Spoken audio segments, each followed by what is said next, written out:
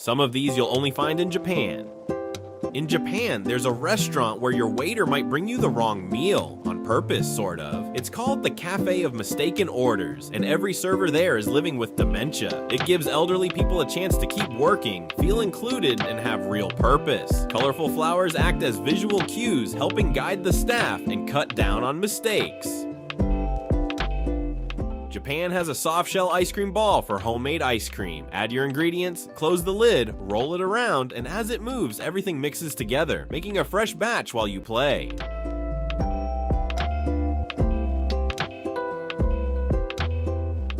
Shops in Japan have kid-sized baskets with children's items stocked on the bottom shelves so they're easy to grab because Japanese kids often run errands from a young age.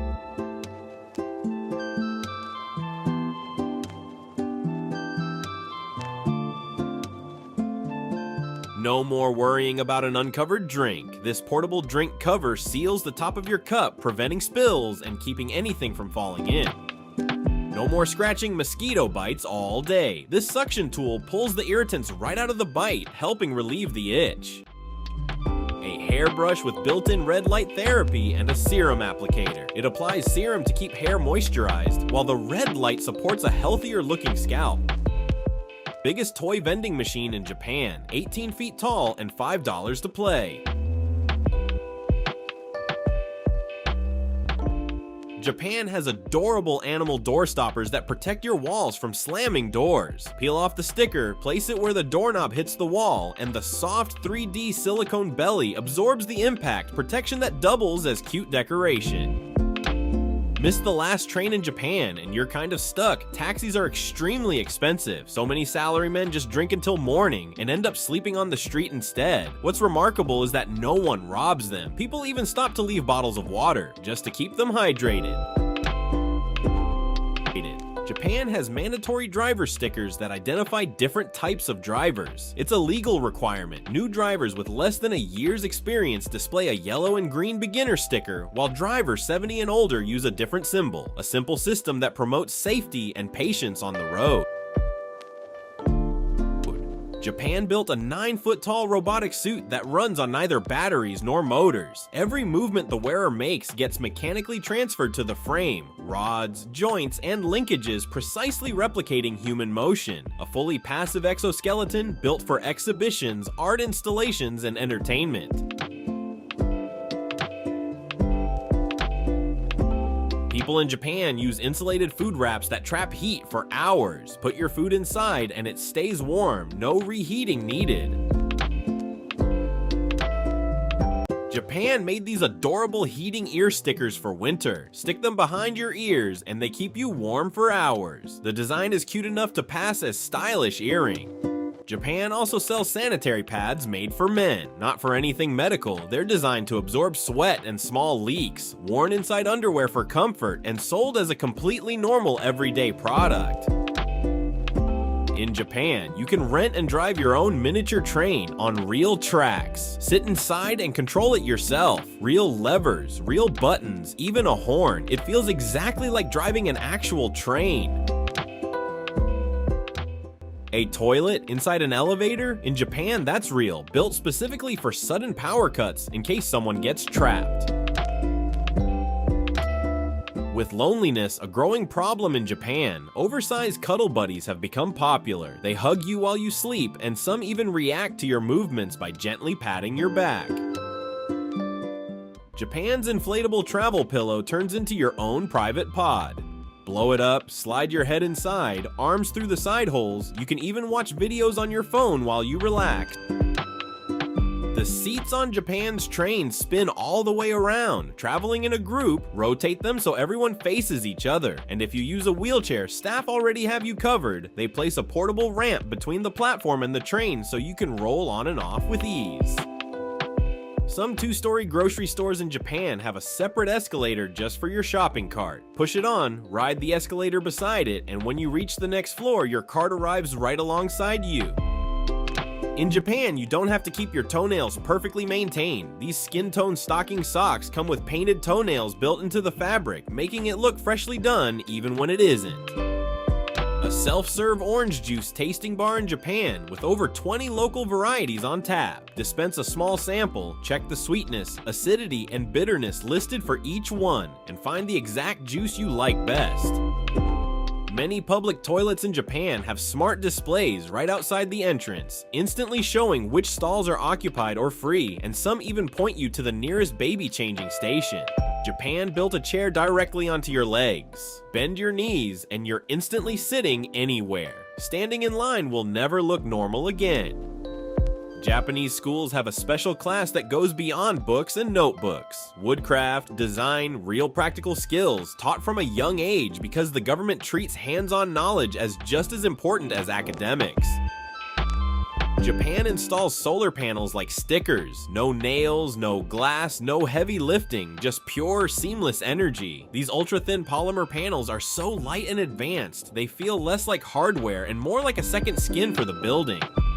Number 1. Train doorside announcements. Before every Japanese train stops at a station, a small announcement tells passengers which side of the train the doors will open on, left or right. You position yourself before the train even slows down, casually shift your weight, and step off the moment the doors part. No bumping into anyone going the other way. The information has always existed. The train knows, the conductor knows, the system knows. Japan just decided to share it with the passengers. Number 2. The Oshibori. Sit down at any Japanese restaurant. Before you've even ordered, a rolled cloth towel arrives, slightly damp, hot in winter, cold in summer, sometimes faintly scented. You wipe your hands. You set it aside. The meal begins with a tiny ritual that somehow shifts the entire mood of the table before the food arrives. The closest version most countries offer is a packaged wet wipe, and it feels exactly as cheap as it sounds. The cloth oshibori costs almost nothing to launder. It just requires the decision to care. Number 3. Daily street sweeping by shopkeepers. Every morning, shopkeepers across Japan sweep the section of sidewalk in front of their stores. Not because anyone makes them. Not because a law requires it. It's just what you do when you have a shop. The street outside your business is part of your business, and the small daily ritual keeps the whole neighborhood looking cared for. Multiplied across an entire city, the result is streets that never accumulate enough dirt to need industrial cleaning. Tokyo, 14 million people, is cleaner than most American towns of 14,000. Number 4. Bowing at the store exit. Walk out of any Japanese store. The staff thanks you. They bow. They watch you leave with full attention, sometimes stepping forward to hold the door, sometimes standing at the threshold until you're out of sight. The transaction ends with acknowledgement instead of indifference, and the small gesture sticks with you long after you've left. It costs nothing, takes 2 seconds, changes the texture of routine commerce completely. The customer feels seen. The staff member performs a small ritual that maintains professional dignity. The interaction has a shape. Number 5. Convenience store. Food that is actually good. Walk into any Japanese 7-Eleven, Lawson, or Family Mart, and the food is genuinely worth eating. Fresh rice balls, hot fried chicken from the counter, sandwiches with proper fillings, soft bread, real ingredients. Bento boxes that wouldn't embarrass a restaurant. Pastries baked that morning, cold noodles in summer, hot stew in winter. The fridge is full of things you'd actually choose for lunch. The infrastructure is identical to American convenience stores. Same floor plan, same shelving, same registers. The difference is daily turnover, careful prep, and a national assumption that convenience and quality don't have to be opposites. Japan looked at the convenience store and decided it could be good. Most countries decided it couldn't. Number 6. Separate bagging counters. In Japanese supermarkets, the cashier scans your groceries into a basket. You then take the basket to a separate counter, a little further down, and bag everything at your own pace. The next customer is already being processed behind you.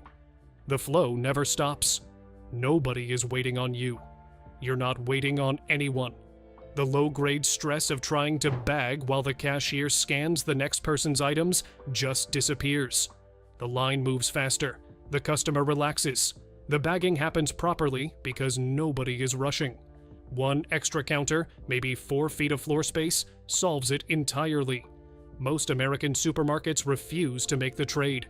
Japan made it once and never looked back.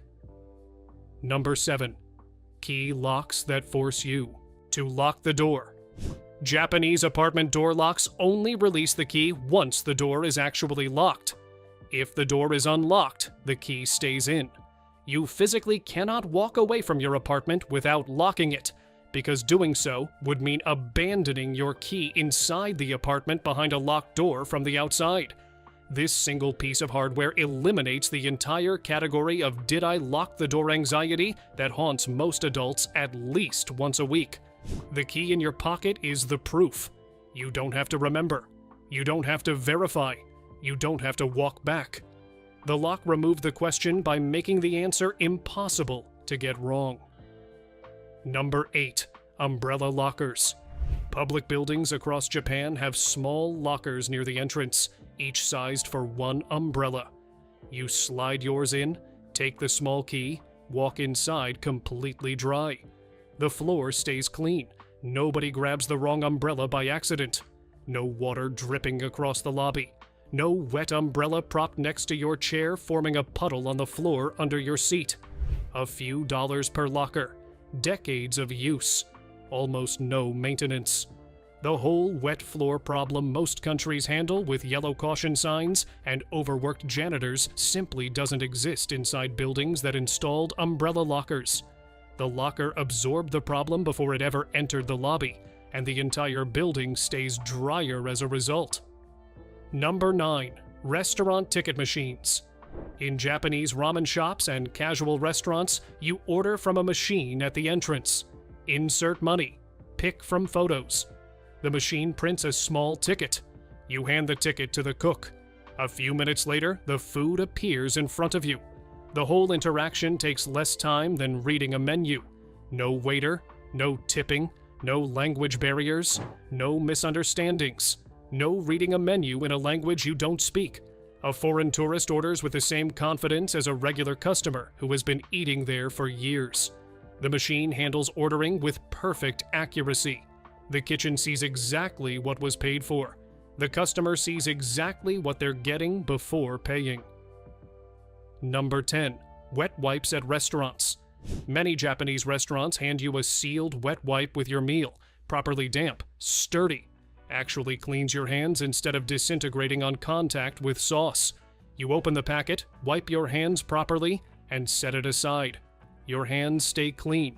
The cloth stays intact through actual use, not just decorative wiping that ends with you reaching for another one. The cost is slightly more than a paper napkin, maybe a few cents. The improvement is dramatic. Japan made the upgrade decades ago and never looked back. Most other countries didn't, and continue to hand customers tissue-thin paper napkins that absorb nothing, tear immediately, and leave hands about as dirty as they started. Number 11. Hot vending machine drinks. Japanese vending machines sell hot canned coffee and tea year-round. Genuinely hot, not lukewarm, not faintly warm. Hot enough that you wrap your hands around the can for a minute before opening it on a cold morning, and the machine becomes briefly, accidentally, also a hand warmer. The drinks slide out of a heated compartment kept at proper serving temperature continuously. The heating element costs almost nothing extra to run. The technology has existed since the 1970s. Japan just decided it was worth paying for, and the result is that anyone outside on a winter morning can buy a hot drink from a street corner machine for the equivalent of $1. Most countries still haven't figured this out. Number 12. Occupancy lights on bathroom stalls. Above each stall in a Japanese public bathroom, a small light tells you whether it's available. Green means open. Red means occupied. You glance once from the entrance and know exactly where to go. No walking down the row pushing doors. No awkward shoe check under the gap. No accidentally startling someone who forgot to lock the door. Just look up. A $1 sensor wired to the lock on each stall. The technology has existed forever. Hotels do something similar at elevator banks. Japan just applied the same idea to bathrooms, and finding an open stall takes 2 seconds instead of 15. The walk and push routine most countries still use is genuinely embarrassing once you've experienced the alternative even once. Number 13. Reserving seats with a bag. In Japanese cafes and casual restaurants, leaving a bag or a coat on a chair claims that seat. You go order, you come back, your seat is still there. No app, no reservation system, no staff intervention. The whole thing runs on the social agreement that a marked seat is a taken seat, and the agreement is consistent enough that it actually works. I've left a backpack on a Tokyo cafe chair for 15 minutes while standing in line for coffee and come back to find it exactly where I'd left it, with a stranger sitting at the next table over treating my chair as if it didn't exist. The cost of this system is zero. The infrastructure is the same as any cafe anywhere else. The only difference is that everyone in the country has agreed to honor the bag. American cafes have the same chairs, the same tables, the same setup. The agreement just doesn't exist, so leaving your bag means losing your bag, and leaving your seat means losing your seat. Japan kept the agreement intact, and the cafe became a place where you can do 2 things at once. Number 14. Shoes off at the doctor's office. Walk into a Japanese medical clinic and you'll find a low shelf by the entrance. Shoes come off, provided slippers go on. The waiting room stays clean. The exam rooms stay clean. The entire medical environment stops being a place where outside contamination gets continuously tracked through. This is a free upgrade to medical hygiene. The shelf costs almost nothing. The slippers cost almost nothing. The whole protocol adds maybe 5 seconds to your visit. And once you've experienced it, walking from a parking lot directly onto an exam room floor with whatever was on your shoes feels genuinely unsettling. What this reveals is a different default assumption about what medical spaces are for. Japan treats the clinic as a clean environment that needs protecting. Most other countries treat it as a public space that gets cleaned periodically. The difference shows up in infection rates, in patient comfort, in the texture of a visit. 5 seconds of slipper changing removed an entire category of contamination from clinical spaces, and most countries still haven't bothered with that trade. Number 15. Handkerchiefs. As standard equipment, Japanese adults carry a small fabric handkerchief in their pocket or bag. Universally, the expectation is so consistent that public bathrooms in Japan often don't bother installing paper towels or hand dryers at all. You brought your own way to dry your hands. The infrastructure can be simpler because users show up prepared. What this produces, environmentally, is staggering. Millions of paper towels per day across the country, just never used, because the country agreed that drying your own hands was your responsibility. Reusable. Washable, always available. One piece of cloth doing the work of an entire global supply chain of disposable paper. The American bathroom is built around the opposite assumption. Everyone needs disposable paper, so disposable paper is installed everywhere, generating waste continuously across every public restroom in every building. The Japanese version is built around one assumption: you have a handkerchief. The cost of that assumption is a small square of fabric that lasts for years. Number 16. Train seats that flip. On Japan's regional and long-distance trains, the backrest of each seat row can be flipped. A small lever. 3 seconds. The whole row reverses direction. You can face forward. You can face backward. You can rotate your seats to face the people you're traveling with and turn a 4-seat row into a small private booth for conversation. No staff involvement, no formal request. Just a hinge anyone can use. Motion sickness on Japanese trains is dramatically lower than on comparable trains elsewhere. Passenger satisfaction with seating consistently rates higher than almost any other aspect of the journey. The reason is a hinge that costs nothing to manufacture, and the radical idea that passengers should be able to choose how they sit. I rode a 4-hour train from Tokyo to a coastal town with a small group once. We flipped our seats to face each other. The conversation that happened during those 4 hours genuinely changed the trip. By the time we arrived, we'd been a group for half a day instead of 4 people sitting in a row staring forward. It was a hinge. That was all it took. Number 17. Platform screen doors. The barriers between Japanese train platforms and the tracks themselves open only when a train is properly positioned at the station. They're standard at most major rail stations now, and their effect on the entire experience of riding a train is dramatic. They prevent falls onto the tracks. They keep people from being pushed or jumping or stumbling into a space that should never have been accessible in the first place. They allow underground stations to be air-conditioned because the platform is now sealed from the tunnel. They improve punctuality because boarding happens in a controlled environment instead of across an open edge where people self-organize. Every major transit system in the world knows the data on these doors. Most are still studying whether to install them. Japan installed them, found out they worked, kept installing them across the network, and now the entire experience of being on a Japanese platform is one in which the thing that kills hundreds of people a year in other transit systems just isn't a possibility. The doors are infrastructure. The infrastructure exists because someone decided platform deaths weren't acceptable as a feature of public transit. Number 18. Nemawashi. There's a Japanese organizational concept borrowed directly from gardening. Nemawashi translates as going around the roots. What it describes is consulting everyone affected by a decision before the decision is formally announced. A manager implementing a new system doesn't announce it in a meeting and then handle objections in public. They visit each affected person privately, in advance, understand their concerns, fold those concerns into the plan. By the time the formal meeting happens, the decision has effectively already been made by everyone in the room together. The meeting itself is mostly paperwork. This sounds slow on paper. In practice, implementation speed is consistently faster than systems where the announcement comes first and the resistance follows publicly. Because the resistance was handled privately, individually, when it was still small enough to address. Public meetings become moments where everyone says yes, because everyone has already worked out their reasons for saying yes. I watched this happen at a Japanese company once. The decision had been controversial.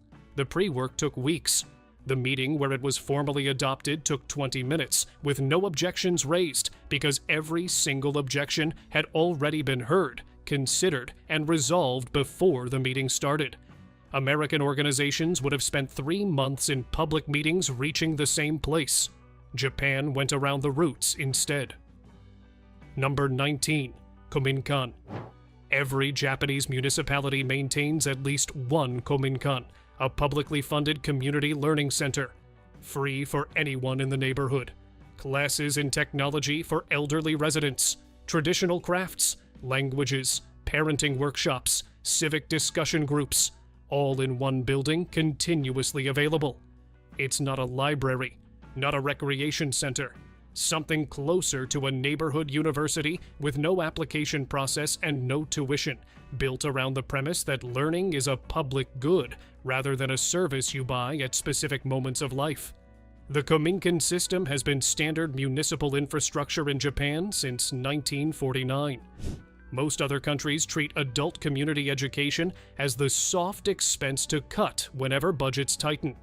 The Kominkan has been operating continuously for longer than most of those budget conversations have existed, because Japan made a different decision early on and stuck with it. The cumulative effect of 75 years of free, neighborhood-level adult education is hard to measure, but easy to feel the moment you walk into one. People keep learning into old age.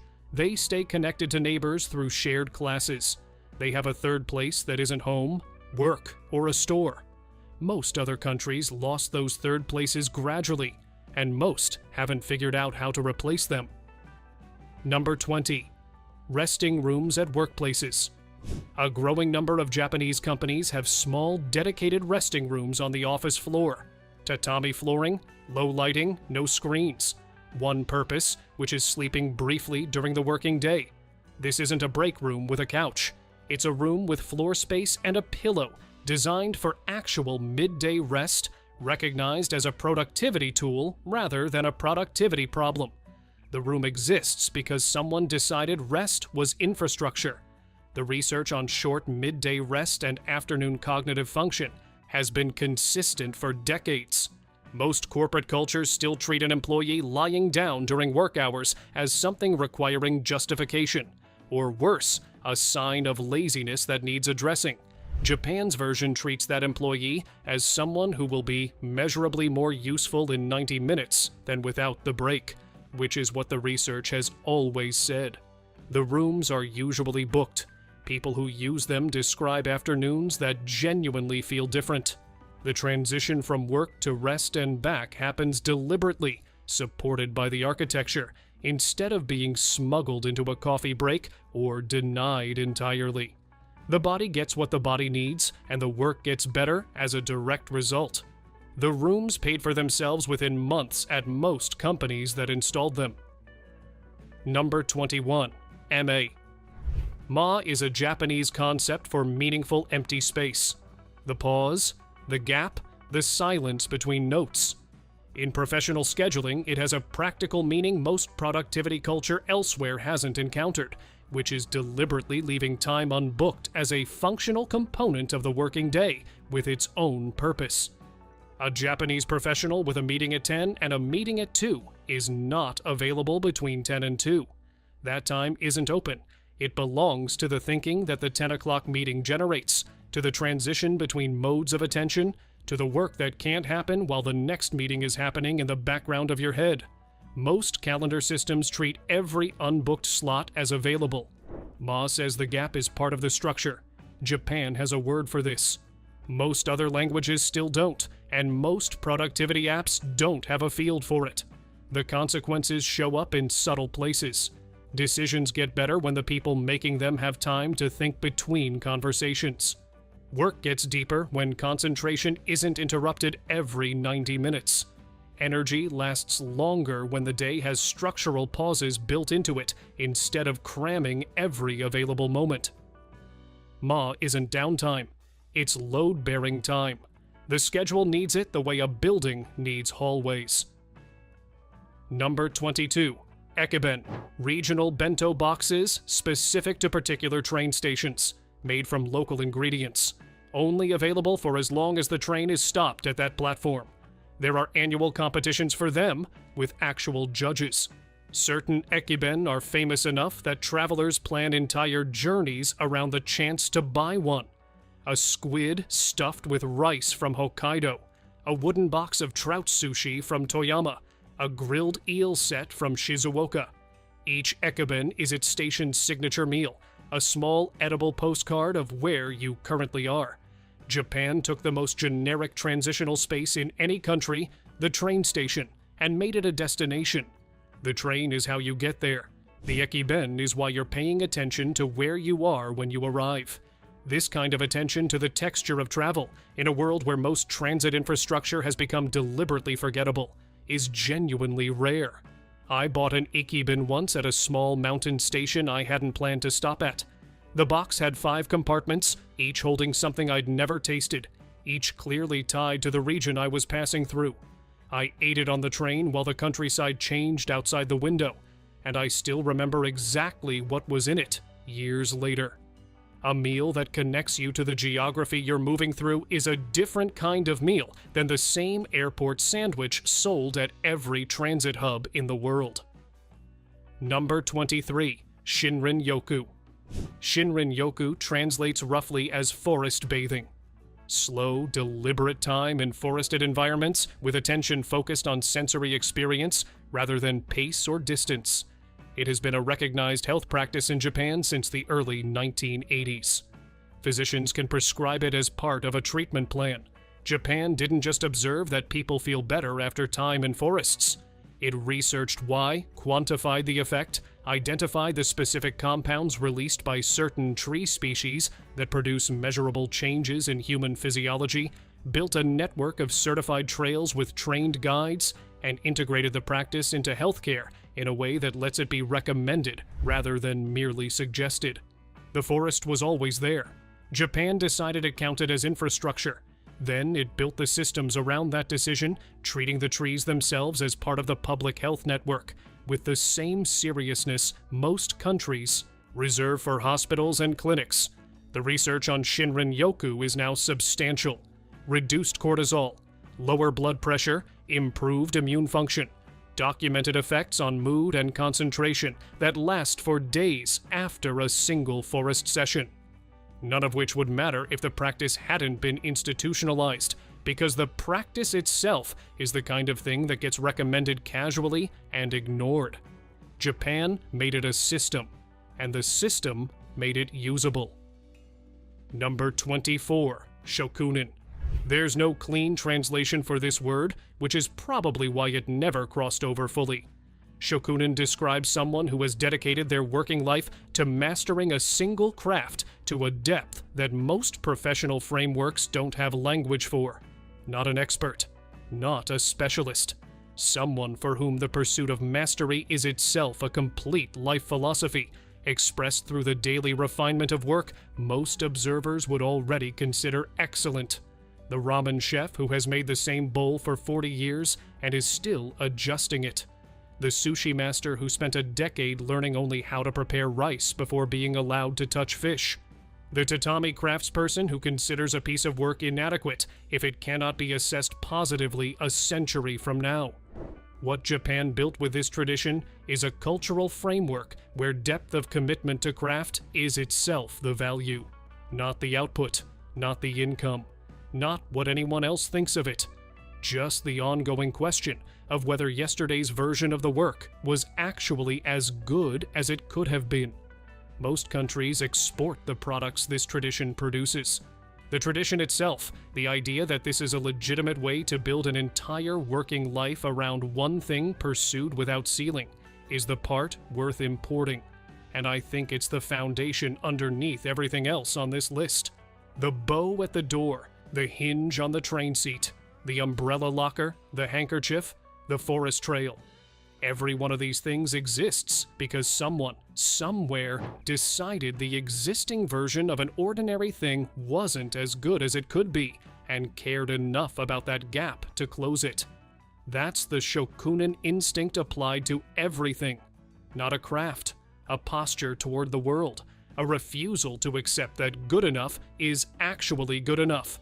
Once you start noticing it, you see it everywhere in Japan, working quietly in the background, generation after generation, on every small surface of daily life. If something in this video made you stop and think about your own daily routine differently, hit subscribe so you don't miss what's coming next. Ring the bell so it actually shows up in your feed. Drop a comment telling me which idea you'd want to copy first where you live. See you in the next one. Number 15. People literally vanishing overnight. Japan has a phenomenon called Johatsu, which translates roughly as the evaporated people. Thousands of Japanese citizens intentionally disappear every single year. They walk away from their homes, their jobs, their families, their debts, their entire identities, and start a new life somewhere nobody from their old life can find them. There are specialty moving companies that help them do this. These companies operate in the middle of the night. They show up at your apartment with unmarked trucks, pack your belongings while your neighbors sleep, and relocate you to a new prefecture under conditions designed to make you untraceable. The companies have websites. They have customer service lines. The whole operation runs as a legitimate business sector in plain sight. The cultural logic that allows this to function is partly the result of Japan's specific approach to privacy and bureaucracy. Once you leave your registered address and stop interacting with the government's tracking systems, you essentially disappear from civic life. There's no aggressive law enforcement effort to find you. Your family can hire private investigators, but the legal protections around individual privacy make it genuinely difficult to track someone who doesn't want to be found. The whole thing wouldn't work in most other countries. In the United States, credit bureaus, social security tracking, and digital records would catch up with you within weeks. In China, the surveillance state would identify you within hours. In Japan, you can become someone else by Tuesday and have a new job by Friday. Number 14. Renting fake family members? Need a father to attend your wedding? A husband to bring to a family dinner? A boyfriend to introduce to your skeptical parents? A wife to take to your high school reunion? Japan has agencies that will rent you actors who play these roles convincingly enough that nobody around you suspects anything. The most famous company in this space is Family Romance, which has over 1,000 actors on its books. Customers hire them for hours, days, weeks, sometimes years.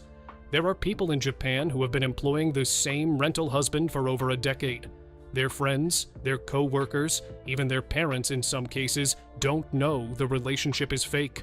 The actors are trained extensively. They learn the customer's family history, their preferences, their inside jokes, their backstories. They practice arguments to have in public so the relationship looks authentic. They attend events with the customer and blend into the social environment without anyone catching on.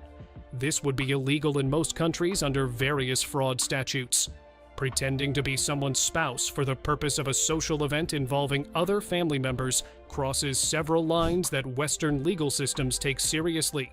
Japan treats it as a service industry. The customer is paying for emotional infrastructure they can't otherwise access. The actor is providing a service. Nobody gets hurt, in theory, as long as the secret stays kept. The longer-running cases are where it gets philosophically strange. There are people who have raised children believing the rental father was their real father. There are funerals attended by rental relatives. The line between authentic and synthetic relationship has been deliberately blurred to the point where it stops being a meaningful distinction. Number 13. Public drinking. Walking around Tokyo with a beer is completely normal.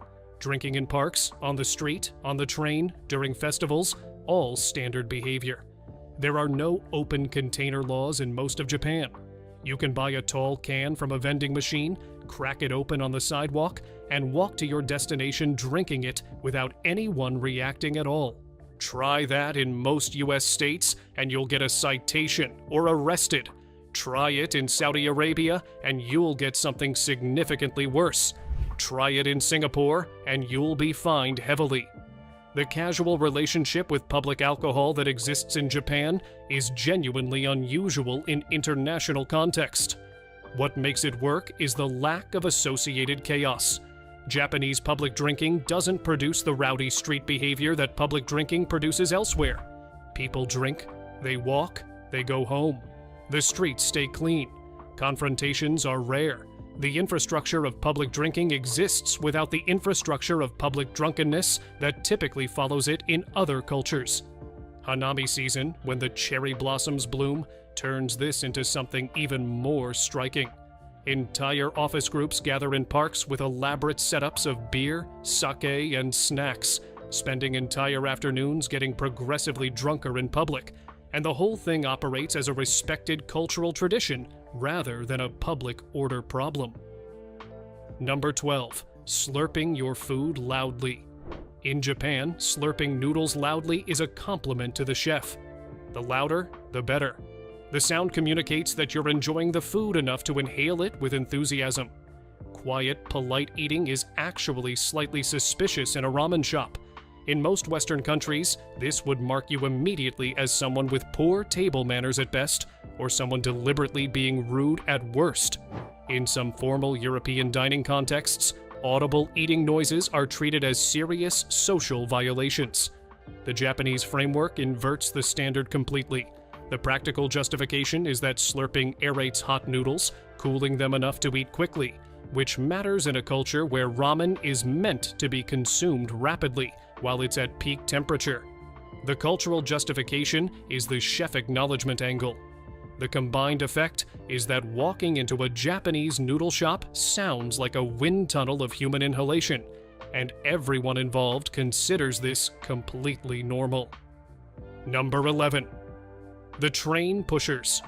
During Tokyo rush hour, station staff in white gloves are stationed on platforms with one specific job: to physically push commuters into already overcrowded train cars so the doors can close. They're called oshiya, which translates roughly as pushers.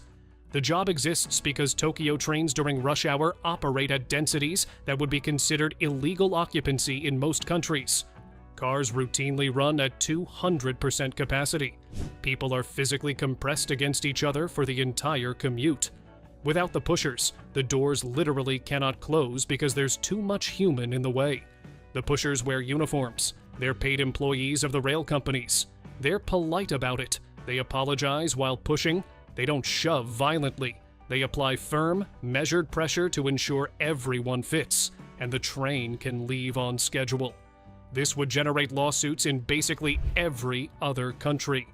The combination of state-affiliated employees physically handling passengers and the deliberate compression of bodies into overcrowded transit would trigger labor regulations, safety codes, and human rights complaints all at once. Japan made it part of the railway operations budget. Number 10. Love hotels. Entire hotels designed specifically for couples to rent rooms by the hour for romantic encounters. Themed rooms, neon castle exteriors, space station interiors, rooms with rotating beds, mirrored ceilings, and bathtubs that fill in under 30 seconds, vending machines that dispense costumes. The whole industry operates in plain sight, with addresses in normal neighborhoods and listings on standard hotel booking sites.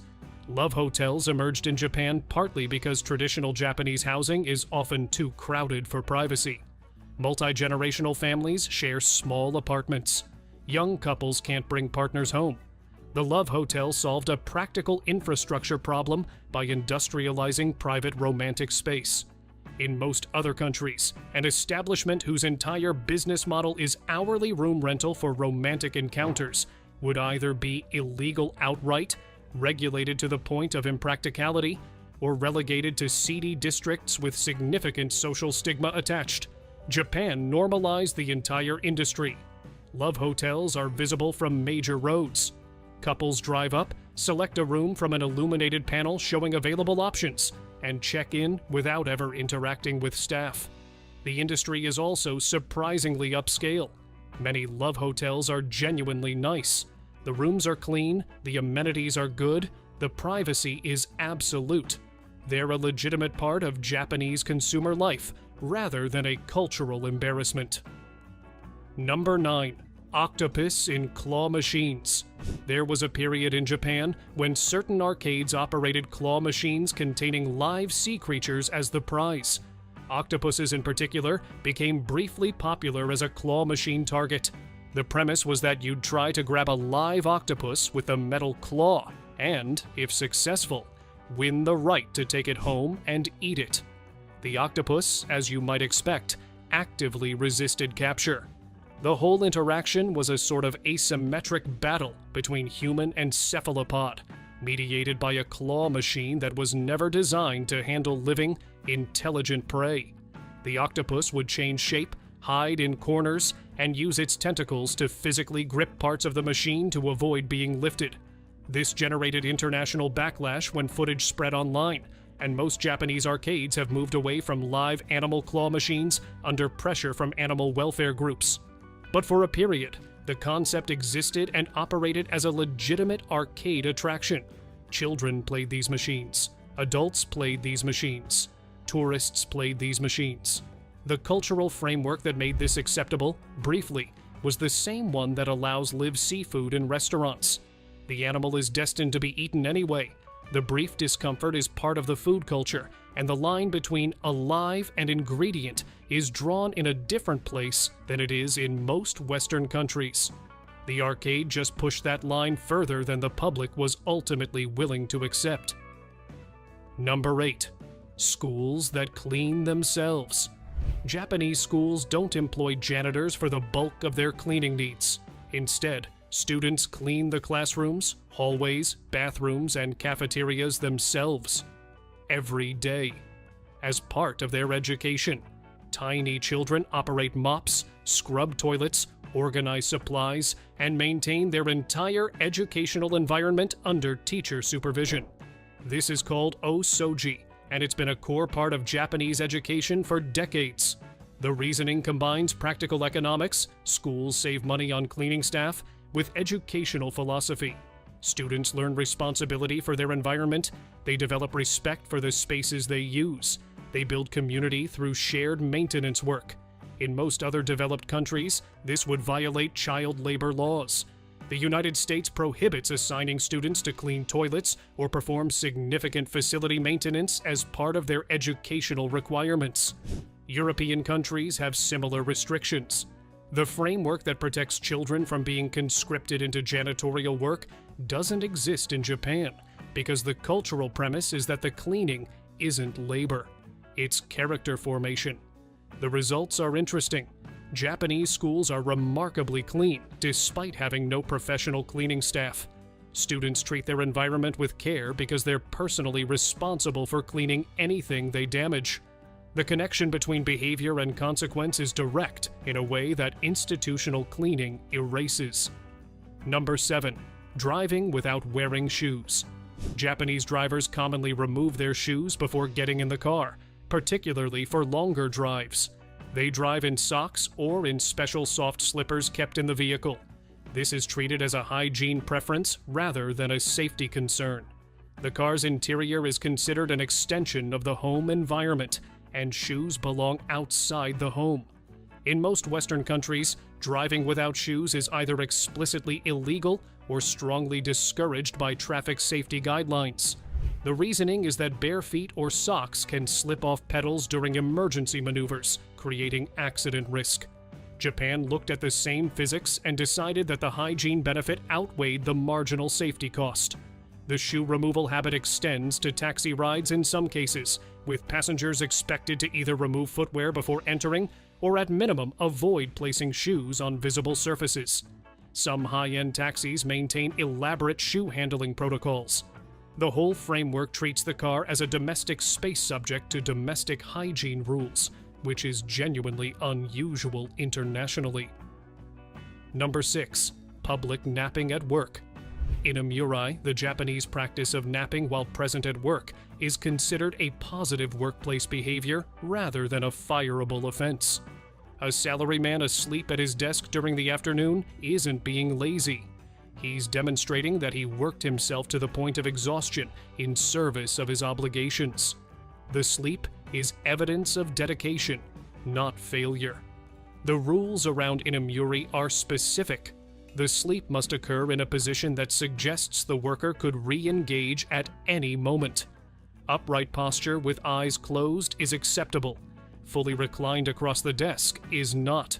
The sleep must be brief and light enough that the worker can respond if directly addressed. The context has to establish that the person was clearly working before they fell asleep. In most Western workplaces, visible sleep during work hours is treated as a performance issue requiring correction. American companies have implemented policies against napping at work. European workplaces are more tolerant but still consider it inappropriate. Japan treats it as evidence of effort. The cultural framework that supports this is the Japanese assumption that working oneself to exhaustion in service of the company is a positive trait, and visible exhaustion is therefore something to be respected rather than corrected. Whether that framework is healthy is a separate question. It exists, and it makes nap time during meetings something you can do without losing your job. Number 5. Vending machines selling alcohol to anyone. Japan has approximately 5.5 million vending machines, and a significant portion of them sell beer, sake, and other alcoholic beverages. Many of them don't verify age. You walk up, insert coins, and receive alcohol. The whole transaction happens without any human interaction or identification check. The system has been modified over the years in response to international pressure, and many machines now require some form of ID card verification.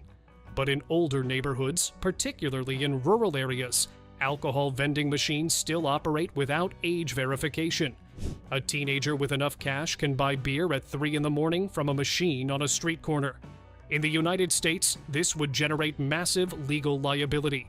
The framework around alcohol sales is built around verified human transactions specifically to prevent minors from accessing it. Japan trusted the social contract. Minors mostly don't buy alcohol from vending machines because the culture doesn't encourage them to, and built infrastructure around that trust. The trust mostly holds. Japan's underage drinking rates are lower than comparable countries with stricter access controls. The cultural enforcement does the work that legal enforcement does elsewhere, but the infrastructure that enables it would be considered reckless almost anywhere else. Number 4. Raw horse meat as a normal dinner option. Basashi is raw horse meat, sliced thin like sashimi and served with ginger, garlic, and soy sauce. It's a regional specialty in Kumamoto and parts of Tohoku, available in restaurants and supermarkets, eaten regularly by people who don't think of horse as a controversial food category. In much of Europe and North America, eating horse is either illegal, semi-illegal, or so culturally taboo that it might as well be. The horse's companion animal framework that dominates Western thinking about horses makes their consumption socially unacceptable in ways that don't apply to other livestock. France permits it, but consumes it less than they used to. The United States effectively banned commercial horse slaughter for human consumption in 2007. Japan never developed the same emotional framework around horses. Horses were livestock. Horses are food. Horses get eaten raw in regional specialties that go back centuries. The cultural distance between this is dinner and this is murder depends entirely on what you grew up understanding the animal to be. Other Japanese foods that produce similar reactions internationally include shirako, cod milt served as a delicacy, live octopus consumed while still moving, and various preparations of organs and parts that Western cuisine has excluded from its accepted ingredient list. Number 3. Umbrella sharing on the honor system. Throughout Japan, you'll find umbrella stands outside shops, train stations, and public buildings, filled with umbrellas that anyone can take during sudden rain. The expectation is that you return the umbrella when you're done, or replace it with another one. The system operates entirely on trust. This works in Japan.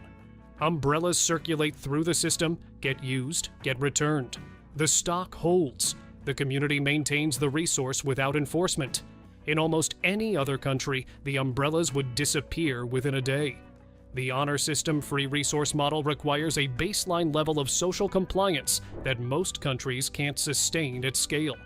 New York tried something similar with public bicycles and had to add GPS tracking, payment systems, and significant infrastructure to prevent theft. Japan just puts umbrellas in a bucket and walks away. What this reveals about Japanese social structure is that the country runs significant portions of its public infrastructure on assumptions about individual behavior that wouldn't survive in lower trust environments. The umbrellas are a small example. The unlocked bicycles, the unattended luggage, the cash payments left in honesty boxes.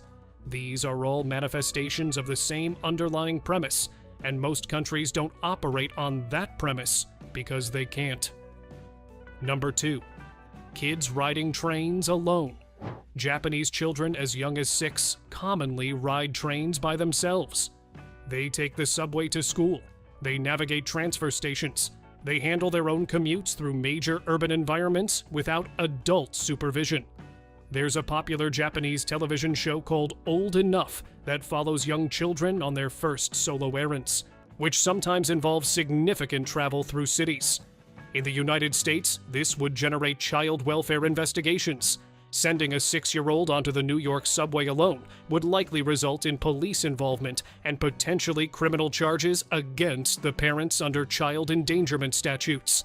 The framework around child autonomy in public spaces is so different that the same behavior triggers opposite institutional responses. Japan's framework rests on infrastructure assumptions. The trains are safe, the public is trustworthy, the systems work, and on cultural expectations that children should develop independence early. Both halves of that framework are absent in most other countries, which is why the same behavior reads as competent parenting in Tokyo and child abandonment in Chicago. Number 1. The total absence of tipping. Tipping in Japan is not just optional, it's offensive. Leaving money on the table after a meal will get the staff to chase you down the street to return what you forgot. Trying to tip a taxi driver will produce confusion or polite refusal. The whole framework of gratuity as a way to express appreciation for service has been rejected entirely by Japanese culture. The reasoning is that the price you paid for the service is the complete price. The service is included. Adding extra money implies that the original price was insufficient, which is interpreted as criticism of the establishment rather than appreciation of the staff. The cultural framework treats service as a fixed-price professional act rather than a discretionary performance subject to additional reward. In the United States, where tipping is mandatory in many contexts and provides a significant portion of service workers' income, the Japanese model would collapse the entire industry. Servers, drivers, hotel staff, and other tipped workers depend on gratuities to make their incomes work. Removing tipping would require a complete restructuring of how service compensation operates. Japan figured out how to compensate service workers adequately through direct wages and built a culture that treats additional tipping as actively rude. Most countries haven't managed either half of that solution. The result is a Japanese visitor abroad who leaves no tip and gets glared at by waitstaff, or a foreign visitor in Japan who leaves a tip and gets the money returned with bows of apology for the staff's failure to anticipate the customer's needs. The thing that connects all 15 of these is that they're not random eccentricities. They're the visible surface of a society that made different decisions decades or centuries ago about what counts as acceptable behavior, what counts as harm, what counts as trust, and what counts as ordinary life. The decisions hardened into culture, and the culture hardened into infrastructure, and the infrastructure now sustains practices that look strange or criminal from outside, but make complete sense from inside. Number 24. Over 300 Kit Kat flavors. In most countries, Kit Kat comes in milk chocolate, dark chocolate, and occasionally white. In Japan, it is a completely different product category. Japan has produced over 300 distinct Kit Kat flavors, including matcha, sake, wasabi, purple sweet potato, roasted soy sauce, Hokkaido melon with mascarpone, and a Tokyo banana variety sold exclusively at Haneda Airport. Some flavors are region-specific, wasabi only in Shizuoka, Yubari melon only in Hokkaido, making collecting regional varieties a documented tourism behavior. The reason is linguistic. Kit Kat sounds close to Kitokatsu. Japanese for surely win. Over the past 2 decades, Japan has introduced more than 300 unique Kit Kat flavors. Students began gifting them before exams. Nestle noticed, leaned in, and turned a chocolate bar into a 300-flavor collectible institution. Japan took a candy and built a cultural industry around a coincidence of pronunciation. Number 23, Christmas means KFC, and it's all because of one ad. In Japan, the traditional Christmas meal is fried chicken from KFC, not as an alternative, as the primary culturally standard Christmas dinner, booked weeks in advance, eaten by families on December 25th as deliberate tradition. This exists because of a single 1974 marketing campaign.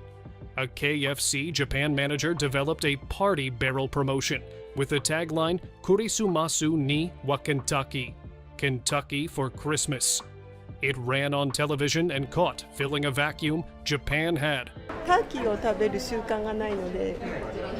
We're not used to eating turkey here. That's why for Christmas, we always eat chicken instead. No Christmas turkey tradition, no roast dinner norm. The fried chicken arrived and filled it permanently. KFC Japan now requires orders placed up to 2 months in advance.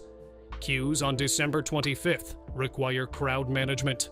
One advertisement created a national Christmas tradition that has outlasted everyone who made it.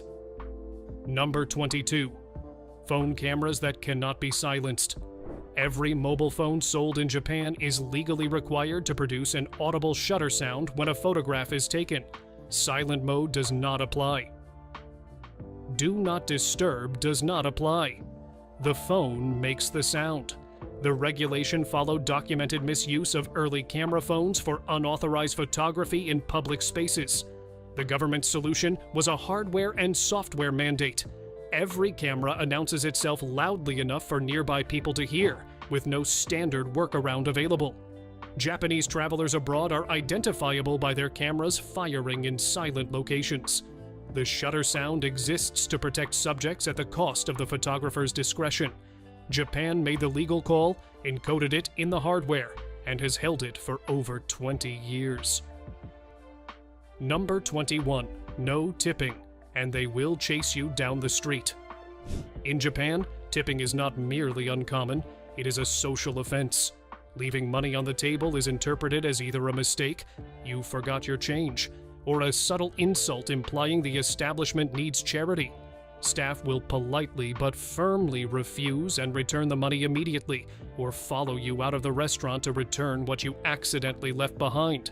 Not as performance, as genuine correction of your apparent error. The logic is consistent. The price on the menu is the complete price. Service is included in the meal's value. Additional money implies the original price was wrong.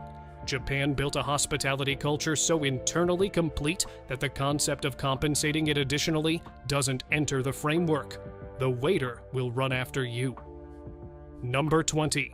Ultra-realistic fake food in every restaurant window. Before entering a Japanese restaurant, you can examine a precise, hyper-realistic, three-dimensional model of every dish on the menu. Fake food overcomes a language barrier. Exactly. You point to it and say, this is what I want. Exactly. And that's how it's been in this country for 70, 80 years. Not a photograph. A physical replica made from vinyl and resin, painted with forensic accuracy, showing exactly how the bowl of ramen or the parfait will look when it arrives. This industry, Sampuru from the English sample, employs artisans who specialize exclusively in fake food. A single bowl of fake ramen takes hours to produce and costs hundreds of dollars. The broth is layered translucent resin. The noodles are individually shaped. Condensation on a fake beer glass is a craft detail. Sampuru solves a real problem. A customer who cannot read Japanese points at the window model, points at the corresponding menu number inside, and receives exactly what they saw. Japan decided the display window was worth doing at the level of fine craft. Number 19. Hanko seals. No signatures, just a stamp and 1,400 years of bureaucracy. Japan operates on a personal seal system, functioning as the primary legal authentication method for approximately 1,400 years. A hanko is a small cylindrical stamp engraved with a person's name, pressed into red ink and applied to documents in place of a signature. Why we still use such a troublesome system even today, and 7 different kinds of hanko seals. To open a bank account, register a marriage, or sign a contract, you do not sign your name. You apply your seal.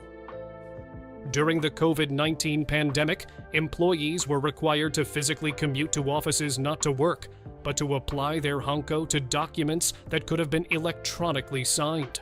The government officially acknowledged this as a problem in 2020 and began digitization efforts. The hanko has not fully yielded. A 1,400-year-old stamp is not easily replaced by a checkbox. Number 18. More adult diapers sold than baby ones.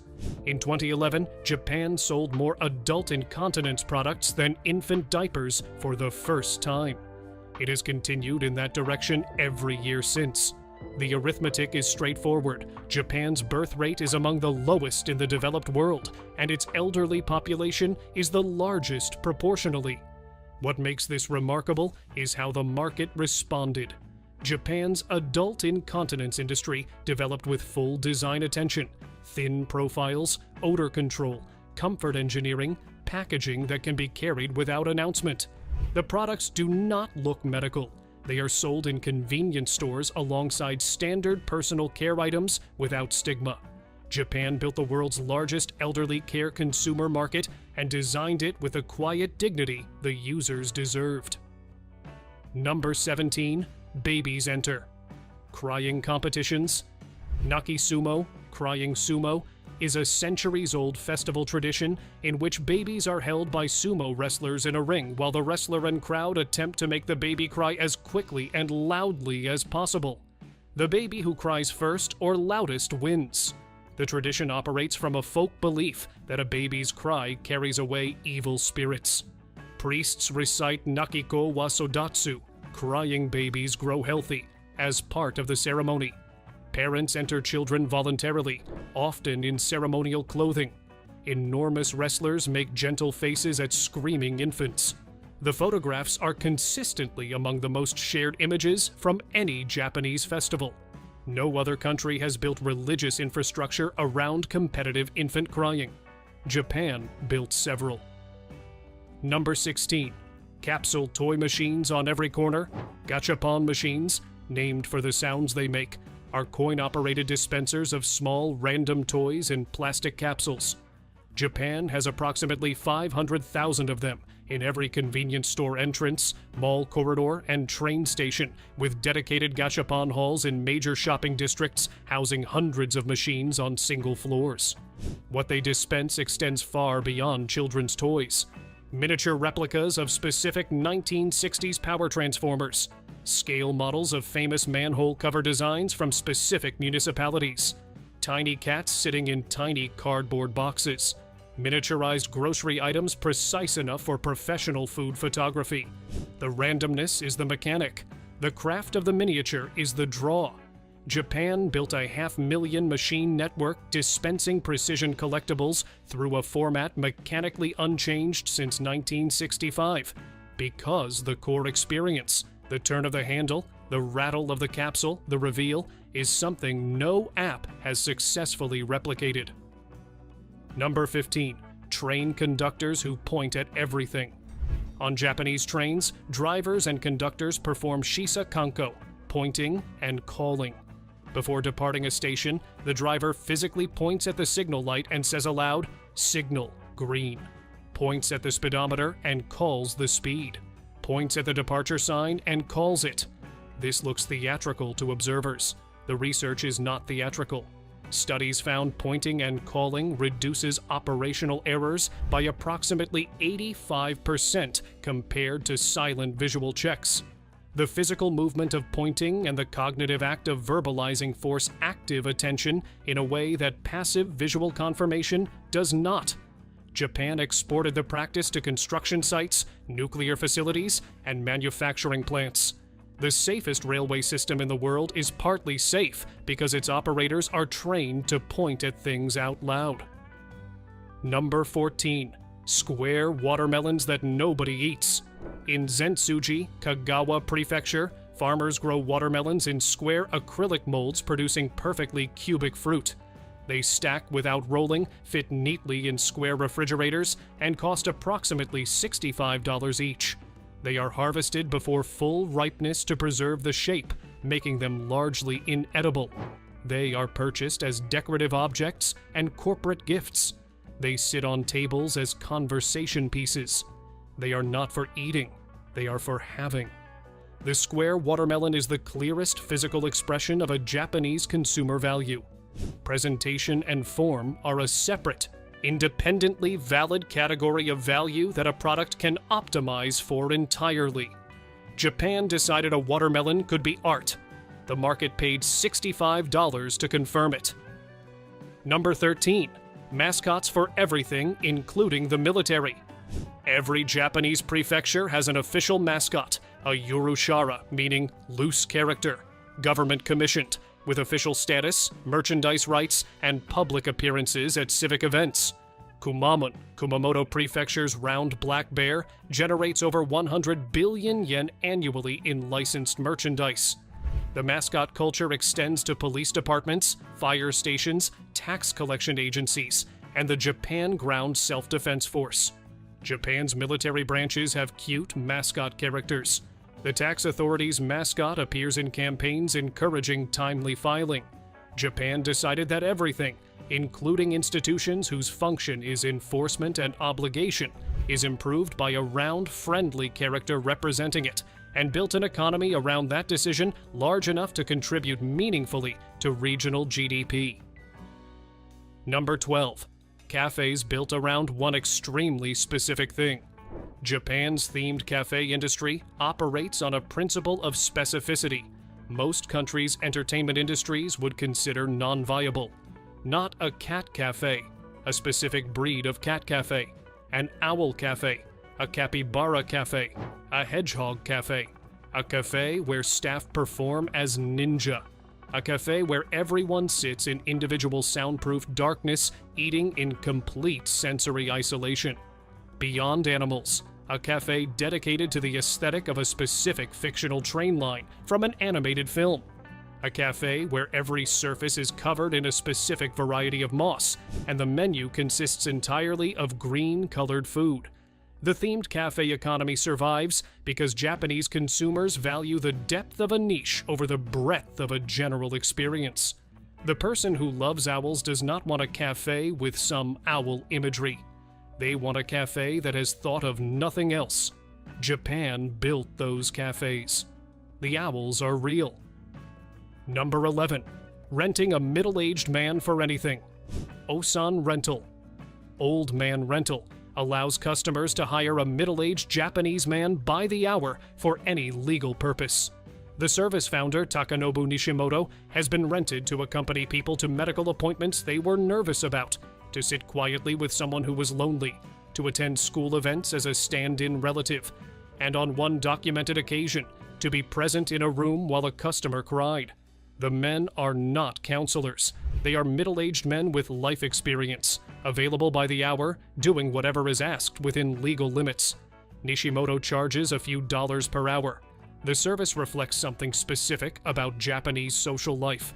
The gap between the support a person needs and the support they are permitted to ask for from people they know is wide.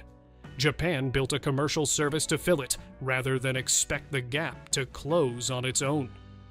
Number 10. Professional apology services. In Japan, you can hire a professional apologizer, a trained individual who attends in your place to deliver a formal, choreographed apology to a person or organization you have wronged and cannot face directly. The service includes a personal visit, the correct formal language, the correct bow depth for the severity of the offense, the correct gift, and the correct expression of remorse. Japanese social culture places enormous weight on the form of an apology. An inadequately performed apology is worse than none. Companies use the service when a corporate representative must deliver bad news, and no internal staff member has sufficient gravitas. Individuals use it when the personal stakes are too high to risk their own performance. Japan decided that apology is a skill practiced at professional level, and built an industry to supply it to those whose skills are insufficient. Number 9. Paying people to move to rural areas. Japan's rural depopulation is severe enough that regional governments began paying people to relocate from cities. Several municipalities offer financial incentives equivalent to tens of thousands of dollars for families willing to move to towns facing population collapse. The programs include free or near-free housing, subsidized renovation of abandoned properties, free childcare, guaranteed school enrollment, business startup grants, and in some cases personal welcome visits from the mayor.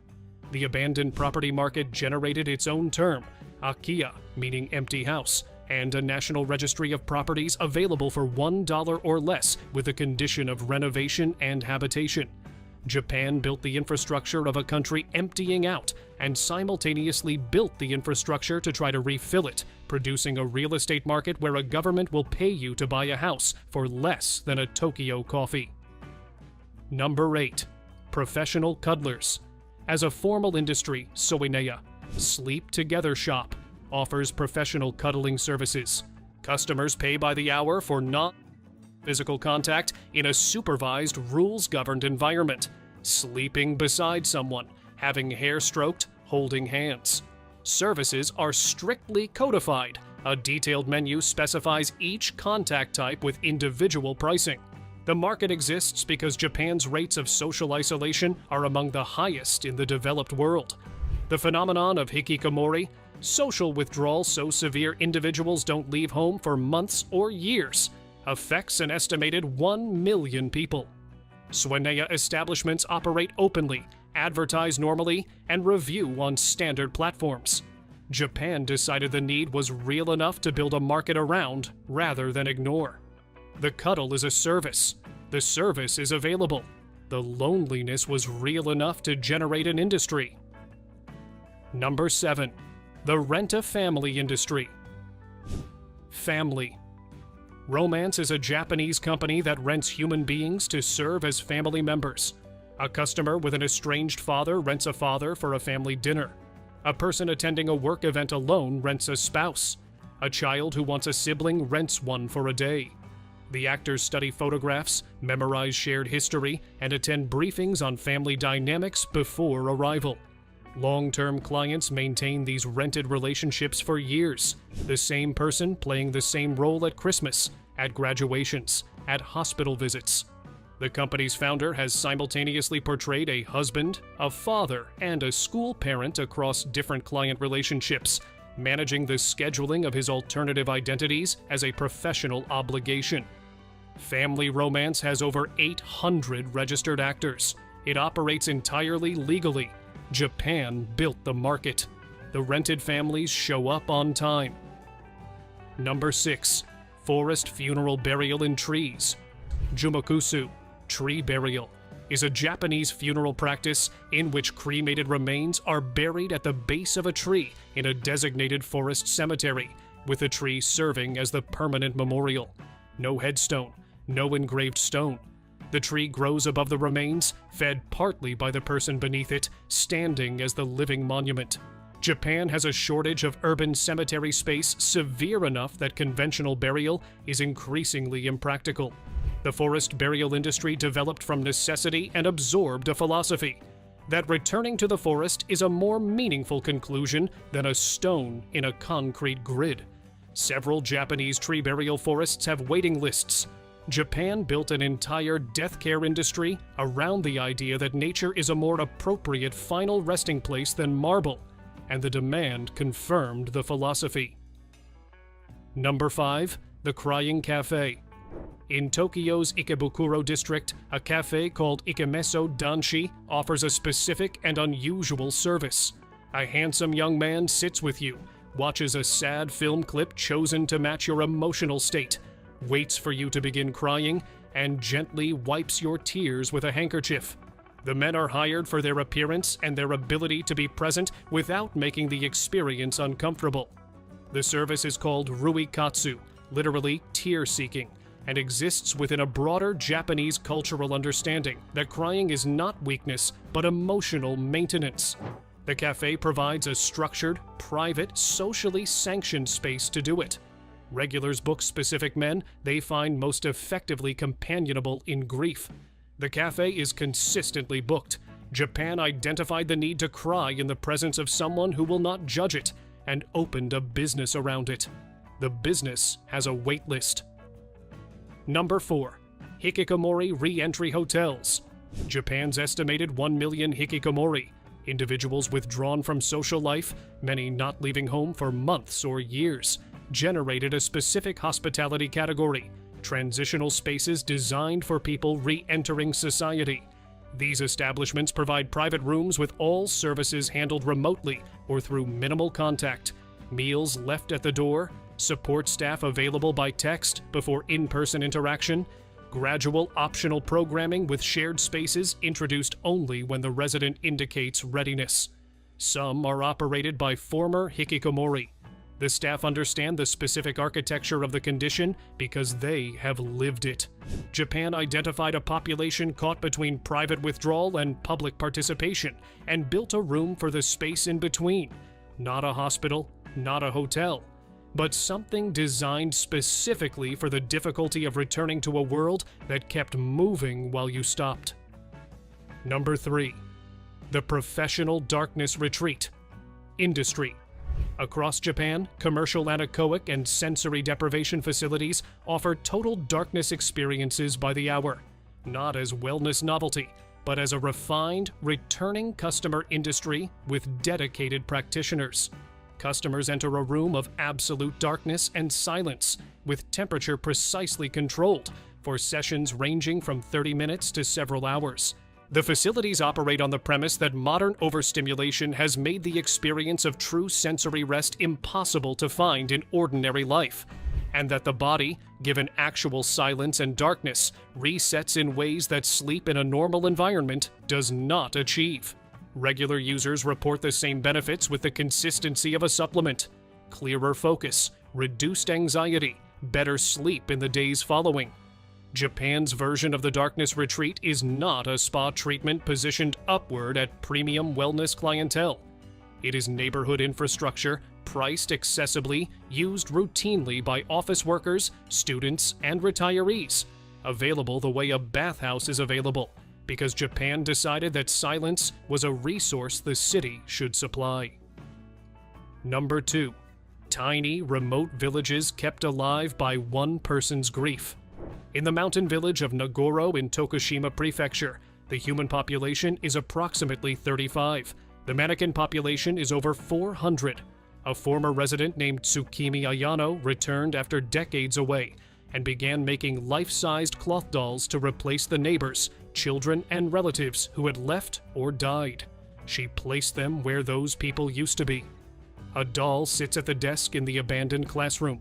Dolls wait at the bus stop. A doll tends a vegetable garden. A doll reads a newspaper on a bench in the afternoon light. Ayano did not intend to create a tourist attraction. She missed her neighbors. She made them back. The dolls are not a commentary on loneliness. They are loneliness, given fabric and placed in the chairs where people used to sit. Japan contains a village where the dead and gone have been replaced with cloth, and the woman who made them does not consider this strange. She considers them company. Number 15. The Tokyo Underground is a parallel city that no one has fully mapped. Tokyo's travel guides skim the surface. Beneath them lies a second city, quiet, sprawling, and only partly acknowledged. The official subway, run in part by Tokyo Metro, already feels immense. Hundreds of stations, kilometers of track, a circulatory system for one of the world's largest cities. But journalist Shun Akiba suggested the public map is only a draft. In his research, the visible network might account for just 60% of what exists.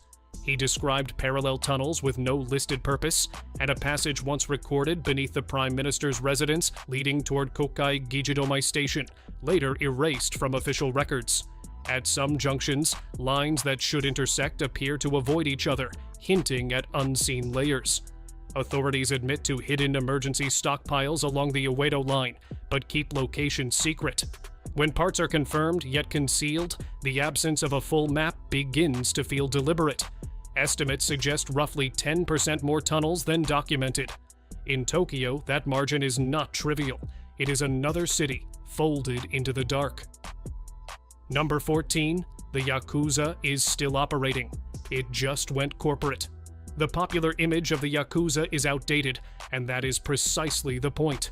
The tattoos, the missing fingers, the idling vans outside pachinko parlors form a version of organized crime Japan can comfortably point to as fading. Membership in groups like the Yamaguchi Gumi has dropped sharply since the 1990s, and headlines echo a narrative of decline. But that visible contraction hides a quieter revolution. Researchers studying Keizai Yakuza, or economic organized crime, describe a strategic shift rather than a collapse. As laws tightened, many groups dissolved their formal offices and reappeared inside legitimate industries: construction, waste management, real estate, labor services. The structure changed, the incentives did not. During the economic stagnation of the 1990s, these networks acquired distressed assets while conventional investors hesitated. Later scandals involving failed education firms and healthcare providers revealed similar patterns, where large sums quietly vanished behind corporate facades. After the 2011 Tohoku earthquake and tsunami, the Yamaguchi Gumi delivered aid faster than official channels in some areas, gaining public visibility. The shift is subtle but decisive. The Yakuza did not disappear. It adapted, trading street presence for corporate opacity. Number 13. The population collapse is happening faster than the official numbers. Admit, Japan's demographic crisis is visible, discussed, and still profoundly underestimated. The headline figures are stark: a fertility rate near 1.2, births falling below 760,000, far from the 2.1 replacement level. Institutions like National Institute of Population and Social Security Research track these trends closely. But the deeper issue is the acceleration effect. Each smaller generation produces an even smaller one, even if behavior does not worsen. Japan entered this loop decades ago. It is now compounding. In rural regions, decline is not gradual. It is disappearance. Over 10 million vacant homes, known as akiya, increase by hundreds of thousands annually. Some towns give them away, others pay people to take them. Entire communities in Tohoku and Shikoku are shrinking towards single-digit populations. A 2022 government study projected certain municipalities could reach zero residents within 15 years. The quiet, unresolved question is infrastructure. Systems like the Shinkansen require precision and constant maintenance. As the workforce contracts, continuity becomes uncertain. The trains still run on time. The future operator remains undefined.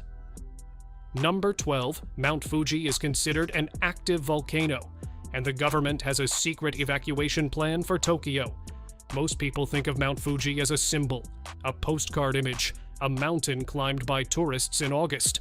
The Japanese government thinks of it as a time bomb and has been quietly updating the blast radius map since 2004.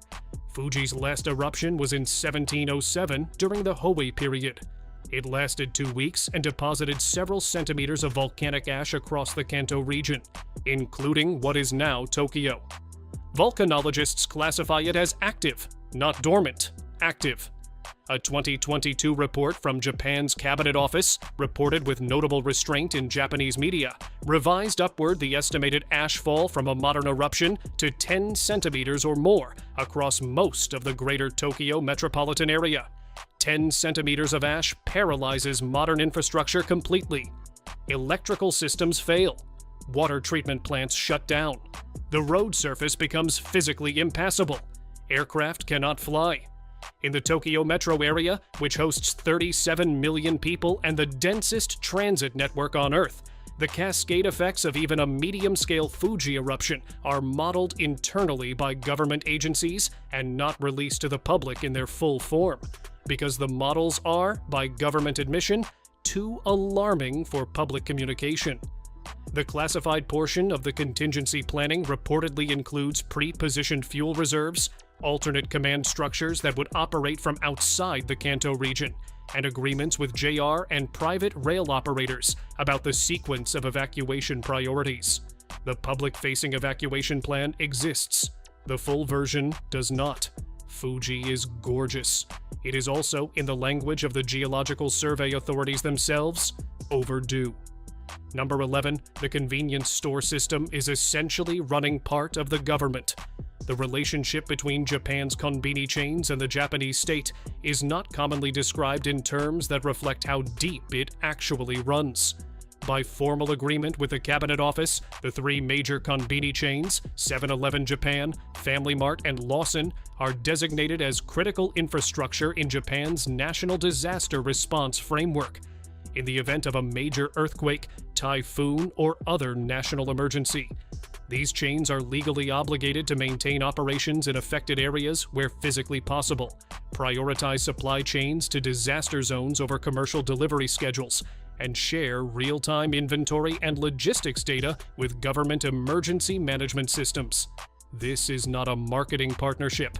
It is a governance relationship. The Konbini Network's logistics infrastructure, 55,000 stores nationally, daily delivery routes that touch virtually every populated area of Japan, refrigeration and supply chains maintained to pharmaceutical standards, is built into the national emergency response architecture. In areas where municipal governments have been hollowed out by rural depopulation, konbini have by default become the primary points of contact between residents and commercial, financial, and information services. In some rural communities, they are the only functioning economic institution within practical travel distance. The government doesn't run the convenience stores, but the convenience stores are running some functions that, in other countries, would be considered government responsibilities. The difference is narrow and narrowing. Number 10. Japanese organized religion is sitting on more money than most countries. Religious organizations in Japan are not required to disclose their financial holdings, pay taxes on property, or file public accounts. This is a structural feature of Japanese law, not an oversight, and it has allowed certain institutions to accumulate assets over centuries of tax-free operation at a scale that is genuinely difficult to quantify. The major Buddhist sects and Shinto shrine networks collectively hold real estate that some estimates place as the single largest category of untaxed land ownership in Japan. Certain individual temples have balance sheets that, if they were corporations, would qualify them for inclusion in Japan's stock exchange. Soka Gakkai, the Buddhist lay organization that founded the Komeito political party, has assets estimated by various analysts at between $100 billion and $200 billion, making it one of the wealthiest non-governmental organizations on Earth by any measure, though it has never been required to confirm or deny these figures publicly. The Komeito connection is not incidental. Komeito has been a coalition partner in the Japanese government for most of the last 25 years. The philosophical independence of Japanese religious institutions from political influence is simultaneously difficult to prove and difficult to disprove. What can be said is this: the entities sitting on the most undisclosed wealth in Japan have spent the longest time closest to political power. In most countries, that pattern would generate more scrutiny. In Japan, the temples are very beautiful, and the accounts are very private. Number 9. The real cost of Fukushima has never been fully disclosed. The official cleanup cost estimate from TEPCO and the Japanese government currently stands at approximately 21 trillion yen, roughly $200 billion. The IAEA's independent assessments have repeatedly called this figure unrealistically low. Japanese government researchers using TEPCO's own decommissioning timeline project the actual process extending past 2050, with significant technical problems remaining unsolved, including the removal of approximately 880 tons of melted reactor fuel using technology that has not yet been invented. The part that receives insufficient attention, the mechanism by which the Japanese government effectively transferred the financial liability of a private corporation's catastrophic failure to the Japanese public, is one of the most significant acts of economic restructuring in post-war Japanese history. TEPCO was not allowed to go bankrupt.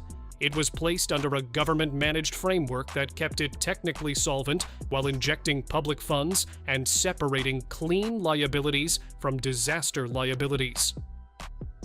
The full exposure of the Japanese public to Fukushima-related costs, cleanup, compensation, decommissioning, health monitoring, has never been consolidated into a single public figure, because doing so would require acknowledging that the number is, in official government terms, currently incalculable.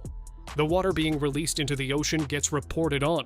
The number that can't be reported on is what the full accounting will eventually say.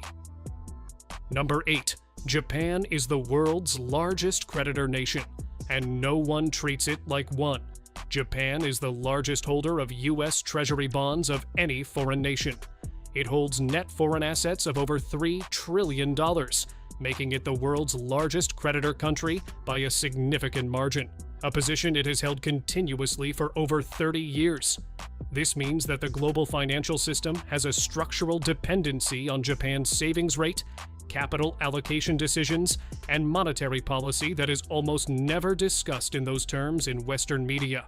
When the Bank of Japan adjusts its yield curve control policy, a technical-sounding decision about how much the central bank will allow interest rates to rise, the resulting carry trade unwind can produce volatility across U.S. equities, European bonds, and emerging market currencies simultaneously. This happened in August 2024, when a relatively modest Bank of Japan rate adjustment triggered the largest single-day drop in Japanese equities since 1987 and produced significant volatility in markets across the globe. Japan doesn't talk about this leverage loudly. Japan doesn't talk about its leverage at all. The country that most resembles the structural description of a global financial superpower presents itself publicly as a cautious, internally focused economy, still recovering from its own lost decade. The presentation is not inaccurate. It is also not complete. Japan is the quiet majority shareholder in the global financial system, and it has never once called a board meeting. Number 7. The hikikomori situation is multiple times larger than reported. Hikikomori, the phenomenon of extreme social withdrawal in which individuals retreat entirely from social participation for periods of 6 months or more, has been studied, reported on, and discussed as a distinctly Japanese social phenomenon since psychiatrist Tamaki Saito coined the term in 1998. The government's official estimate of hikikomori in Japan has been revised upward several times and currently stands at approximately 1.5 million individuals. Independent researchers, social workers, and the organizations providing support to affected families believe the real number is between 3 and 5 million. The discrepancy exists because official counting requires formal contact with support services, which the defining characteristic of hikikomori makes extremely unlikely. What gives the number its real weight is the age distribution. Early coverage focused on young men in their 20s. The 2023 government survey found that over half of reported hikikomori were over 40 years old. This is not a youth crisis anymore. This is a cohort of people who withdrew during Japan's economic downturn of the 1990s and have never re-emerged.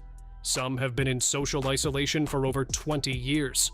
Their parents, now in their 70s and 80s, are often the only social contact they have. When those parents die, the question of what happens to these adults has no institutional answer. Japan has a word for this. They always do. The scenario is called 8050, an 80-year-old parent supporting a 50-year-old child in isolation. It is already common. It is accelerating. And most of the people in that situation have never been counted in the figure you see in the news article. Number 6. The Japanese countryside is being quietly bought by foreign buyers. At a scale that has alarmed the government between 2010 and 2023, foreign entities, primarily Chinese companies and investment vehicles, but also entities from other countries, purchased approximately 7,000 hectares of Japanese forest land, largely in Hokkaido and rural prefectures, near water sources and military facilities. The specific concern that drove the Japanese government to pass new legislation in 2021 requiring advance notification of land purchases near designated security zones was the location pattern of the acquisitions. The purchases were not clustered around ski resorts or scenic viewpoints, which would be the commercial logic for foreign investment in Hokkaido. They were disproportionately concentrated around self-defense force facilities, water infrastructure, and areas with strategic industrial significance. The 2021 law, the Foreign Land Transaction Reporting Act, applies only to land within 1 kilometer of a restricted facility and has no enforcement mechanism beyond reporting. The land that was already purchased before the law passed is not subject to it. As of the legislation's passage, the Japanese government acknowledged that it had no comprehensive picture of who currently owned what land near sensitive facilities, because prior to 2021, no such records were required. The Hokkaido governor described the situation publicly as a problem we noticed too late. In a country where almost every domestic process runs on meticulous record-keeping, The absence of records is itself the story. Number 5. Japan's fishing fleet is operating at a scale that satellite tracking has only recently revealed. Japan is one of the world's largest consumers of seafood and one of its largest fishing nations. The official fleet, registered vessels operating under Japanese flags, represents what the trade statistics record. What satellite-based fishing vessel monitoring has increasingly revealed since around 2018 is that vessels operating in the broader network of Japanese fishing interests, including vessels flying flags of convenience with Japanese ownership structures and processing relationships, represent a significantly larger footprint in international waters. Global Fishing Watch, which monitors vessel transponder signals globally, has documented extended periods where vessels with Japanese processing relationships operate in international waters with transponders switched off, a practice known as going dark that regulators interpret as deliberate avoidance of tracking. The waters most affected are in the Pacific and around certain island chains where overlapping territorial claims create enforcement ambiguity. This is not unique to Japan. China, South Korea, and several other major fishing nations have similar documented patterns. What makes Japan's situation distinctive is the gap between the country's carefully maintained international reputation for sustainable seafood sourcing and the documented behavior of the broader operational network. Japanese consumers pay premium prices at domestic markets based partly on assurances of sustainable and legal origin. The supply chain connecting those assurances to the actual behavior of vessels in international waters at night, with transponders off, has gaps in it that the industry has preferred not to illuminate. Number 4. Tokyo Disneyland is not owned by Disney. This one is small compared to some of the entries on this list, but it surprises almost everyone who hears it, because it reveals how much of the Japan as Western Mirror story is actually Japan operating on its own terms. Tokyo Disneyland and Tokyo DisneySea are not owned by the Walt Disney Company. They are owned, built, operated, and financed entirely by a Japanese company called Oriental Land Company, which licenses the Disney brand and characters from the American parent company. Disney receives royalties. Oriental Land owns everything else: the land, the buildings, the rides, the hotels, the management structure. This matters because Oriental Land has consistently outperformed every Disney-operated park globally on guest experience metrics. The parks run with a level of cleanliness, staff training, and operational precision that characterizes top-tier Japanese service culture, which is to say, at a level that Disney's own parks frequently fail to match. Tokyo DisneySea was rated by TripAdvisor as the best theme park in the world for 8 consecutive years, a period during which it was operated by a company that many of its visitors assumed was American. The rumor that has circulated in industry circles for years, unconfirmed but persistent, is that the Walt Disney Company has studied the Oriental Land operational model extensively and has been structurally unable to replicate it, because the gap is not a process gap. Number 21. The Metro Nap helmet with a built-in message board. Japan's salaried workers are famous for inamuri, sleeping in public while technically still present. A certain grade of exhaustion is so normalized that falling asleep standing on a commuter train is not unusual. Someone decided this needed engineering support. The Metro Nap helmet is a padded helmet with a suction cup attached directly to the train window. The user rests their head against it, held upright and stable against the glass, sleeping standing up for the commute. The helmet includes an external message board on the front where you write your destination station, so a fellow passenger can wake you before you sail past it. No alarm, no phone. Just a card displaying Shinjuku please facing outward while you sleep against a train window in a foam helmet, trusting strangers to deliver you to the correct stop. Number 20. The full cover. Umbrella that turns you into a walking bubble. Standard umbrellas cover your head and shoulders. Japan found this insufficient and produced the full cover umbrella, a transparent dome extending from above your head all the way to the ground. encasing the user entirely inside a sealed personal weather system. You walk through rain in a bubble. No wet shoes, no wet legs. Just you, inside a portable greenhouse, absolutely dry, absolutely terrifying to the people around you who can only see a pair of legs moving beneath a large, transparent dome. The obvious problem, unaddressed in the promotional material, is air exchange. Reviewers noted the interior temperature and humidity climbed rapidly. You emerge dry on the outside and damp from the inside. Number 19. The Butter Stick. Exactly what it looks like.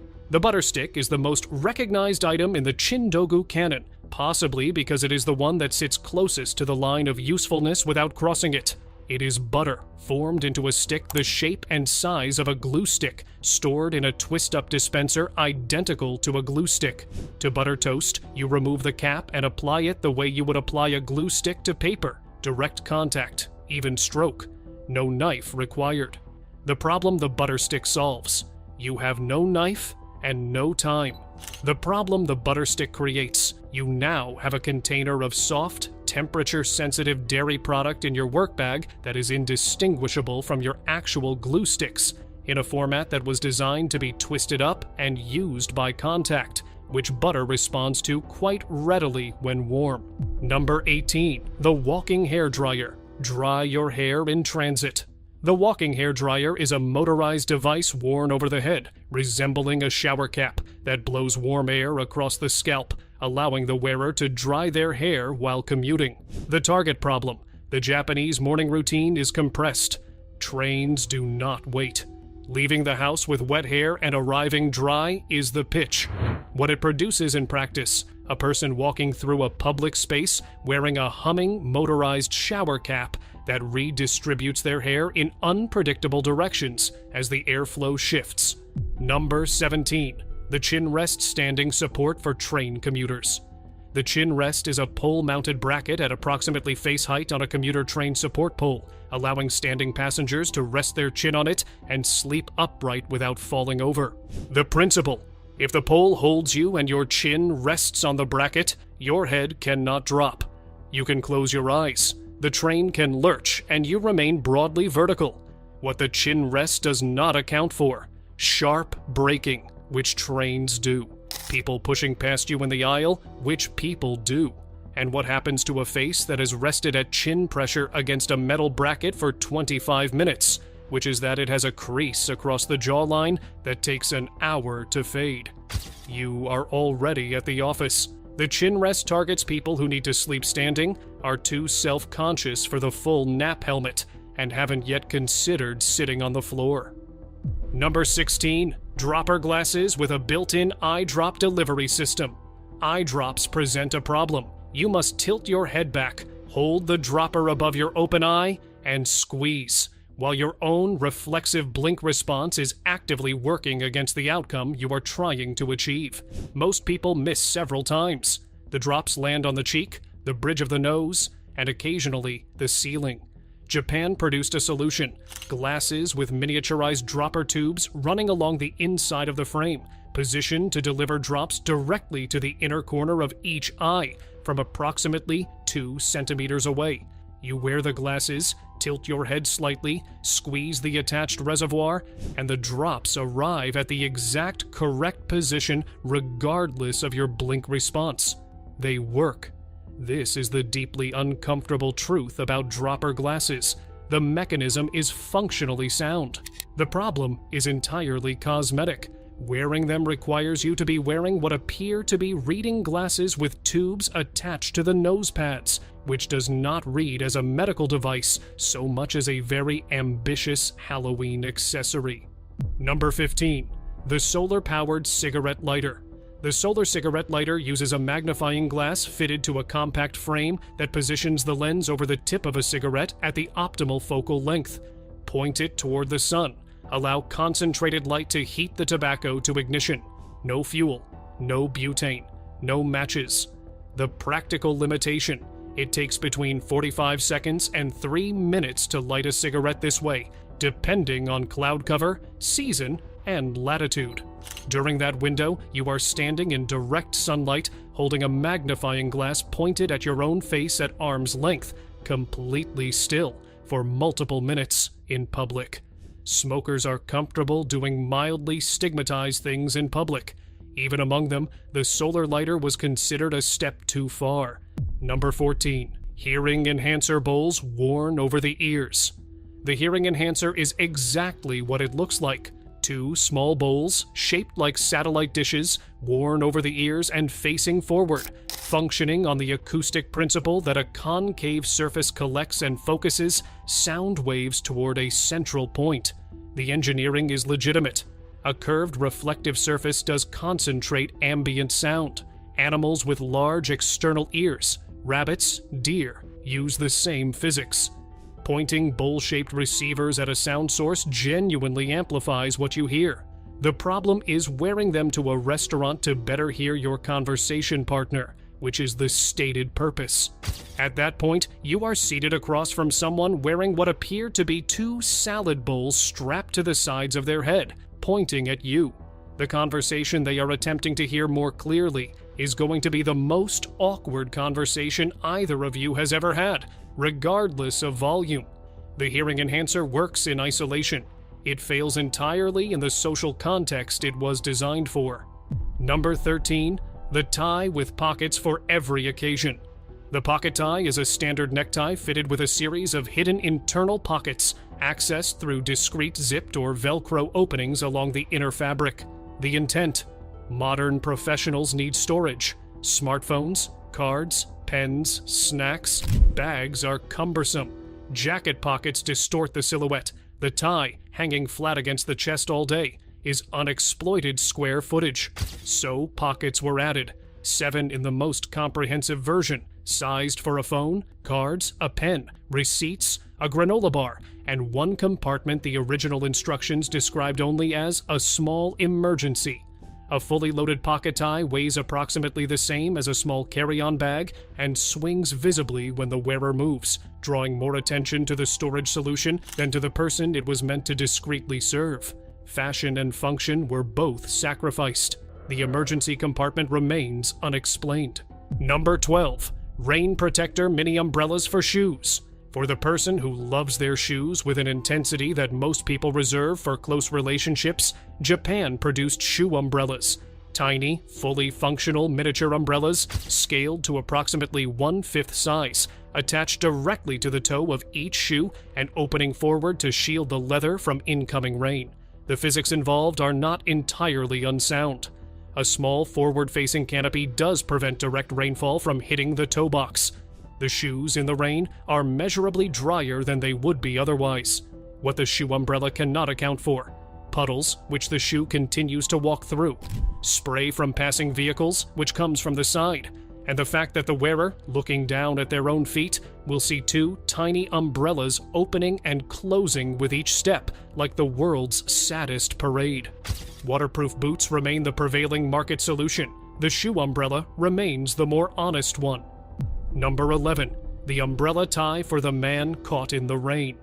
The umbrella tie hides a fully collapsible miniaturized umbrella inside a standard necktie. The ferrule becomes the tie's tip. When rain begins, the owner separates the outer fabric from the inner mechanism and extends a small personal umbrella from the thing they were wearing around their neck. It is compact. It is always available. It adds no weight to what the wearer carries. Using it requires removing your tie and holding it above your head. It covers approximately a 15-centimeter radius. Your head gets wet. Your shoulders get wet. The tie is now a damp umbrella handle and destroyed as a tie for the rest of the day. You are holding what appears to be a very thin umbrella produced from your own clothing in the rain, with a wet neck where the tie used to be. Number 10. The upside-down rainwater collector umbrella. The standard umbrella sheds water outward. Japan inverted this. The rainwater collector umbrella opens concave, a bowl facing upward, collecting rainfall rather than deflecting it. The collected water feeds through the handle into an attached storage bag, allowing the user to harvest ambient rainwater over their commute. The environmental intention is admirable. The mechanism works. The bag does fill. The problem: the concave surface collecting water is pointed at the sky. The person beneath it is pointed at the concave surface. The water collected is rain. The person holding the collector is also in the rain. Number 9. The hair protector worn while eating. Ramen is one of Japan's finest achievements. Hot, fragrant, served at a temperature that implies urgency. It is also, when consumed with proper enthusiasm, an active threat to the hair of anyone leaning over a bowl. Japan's response? The ramen splash guard. A circular face frame, resembling a wide paper flower or an Elizabethan ruff, worn around the neck and extending outward to a diameter of approximately 30 centimeters. The wearer's face is inside the ring. The ramen is in the bowl below. The hair is protected by the barrier between them. It works. The hair stays clean. The person wearing it looks, as the original product description noted with unusual candor, somewhat like the lion in Alice in Wonderland. The ramen splash guard is perhaps the most emotionally honest item on this list. Number 8. The finger toothbrush for the perpetually late. The finger toothbrush is a small rubber or silicone cap worn over the index finger, textured on one surface with bristles. You apply toothpaste, insert finger into mouth, and brush teeth using finger movement rather than handle movement. The target user: someone so time-constrained in the morning that the act of holding a toothbrush handle has become the inefficiency they need to eliminate. In practice, the finger toothbrush offers somewhat less mechanical advantage than a standard brush, requires the user to insert their entire hand into their mouth to reach the back teeth, and the texture of cleaning one's own teeth with one's own finger crosses a sensory boundary that most adults find surprisingly difficult to recross after encountering it once. It is more portable than a toothbrush. Number 7. The cooling fan attached to chopsticks. Hot noodles require cooling.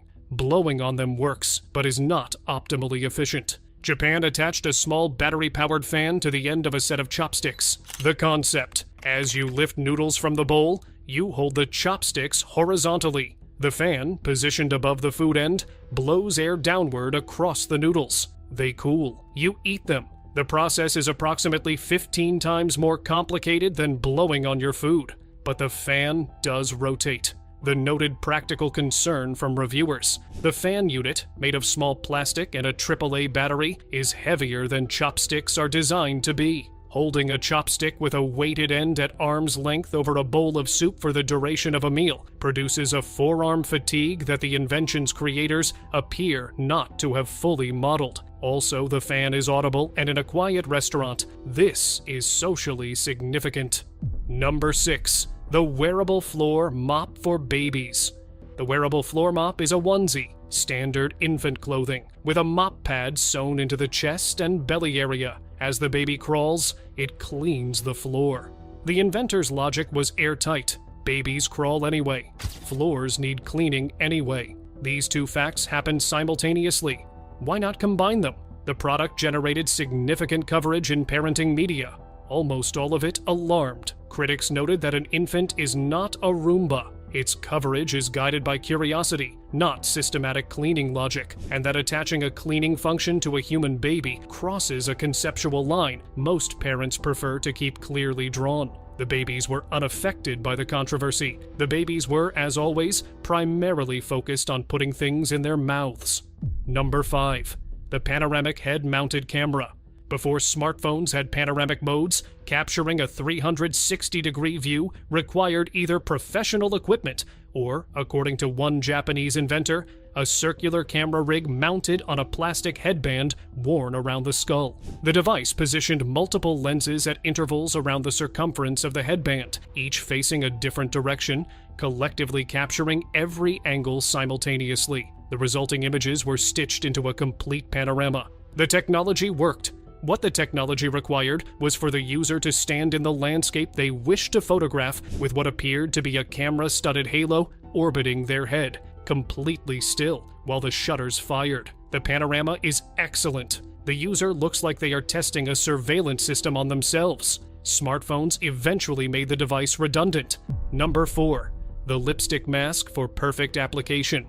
The lipstick mask is a rigid face covering shaped like a medical mask, with a precise cutout in the position of the lips, allowing the wearer to apply lipstick through the opening while the surrounding facial area is protected from smears and errors. The stated benefit: perfect lip definition without straying outside the natural lip line. For people who struggle with precise application, the mask provides a physical boundary. The problem: the product did not fully work through. The mask is made of fabric in its most common version. Lipstick, applied to the opening of a fabric mask, immediately contacts the fabric edges. The fabric edges absorb pigment. The mask is now stained. Since the stain is shaped exactly like lips, it will transfer when the mask is repositioned to whatever surface it next touches. You have solved the problem of applying lipstick precisely to your face by also applying lipstick to a fabric mask, your hands, and eventually whatever you set the mask down on. The rigid plastic versions fare better mechanically and worse in every other way. Number 3. The tissue dispenser hat. Allergy season in Japan is serious. Cedar pollen levels reach concentrations that turn entire cities into sneezing chambers. The tissue demand this creates is real, documented, and commercially significant. Someone decided the solution was architectural. The tissue dispenser hat is a hat, a real wearable full coverage hat, with a tissue roll mounted at the center top. The tissue feeds downward through a small guide and is accessible from the brim area. When you need one, you pull. A fresh sheet tears off. The roll rotates slightly. You are ready for the next sneeze without having reached into a pocket or bag. The hat is functional in the narrow technical sense. You will not run out of tissue unexpectedly. You will also be wearing a hat with a toilet paper roll on top of it, in public, in a country where understated public presentation is not just preferred, but expected. The tissue hat represents either the complete abandonment of social self-consciousness or its ultimate expression. A person so unbothered by what strangers think that they have mounted their consumables on their head. Number 2. The umbrella headband. Both hands free in the rain. The umbrella headband is a miniature umbrella, canopy and all, with a spoke and fabric structure that opens and closes, mounted on a headband. The headband is worn. The umbrella sits above the head, positioned where a personal umbrella held at arm's length would be, except held there by the user's own skull rather than their hand. Both hands are free. This is the invention's entire value proposition, and it is a real one. In heavy rain with shopping bags in both hands, an umbrella headband means neither arm is engaged in the overhead task. You walk in the rain. Your head is covered. Your hands carry things. The canopy covers approximately a 30-centimeter radius. In light rain, the shoulders stay dry. In moderate rain, the shoulders get wet. In heavy rain, the headband user gets wet with both hands free, which is the same outcome as getting wet with one hand full of an umbrella, except with the additional feature of wearing an umbrella on your head, which passers-by find memorable. Number 1. The rain step dryer. A shoe dryer you step on at the door. We end with the most humble item on the list, and arguably the most sensible. The step dryer is a mat placed at the entrance of a home or business, embedded with a low-heat drying element and a textured surface. You step onto it when entering. Your wet shoes make contact with the heated surface. As you stand removing your coat or umbrella, the mat very gently begins drying the soles and lower sides of your footwear. In a country where shoes are removed at the entrance of most homes, left at the genkan, the entry threshold, wet shoes left on the floor create a damp patch, can damage flooring, and take hours to dry naturally in humid Japanese summers or cold Japanese winters. The step dryer addresses exactly this problem at exactly the right moment, with exactly the right amount of technology applied. It does not walk beside you. It does not go on your head. It does not require you to wear it, fuel it with sunlight, or explain it to anyone. Number 18. Inamuri. The country that decided sleeping at work signals. Dedication. In most professional cultures, falling asleep in a meeting marks you as disengaged or unprepared.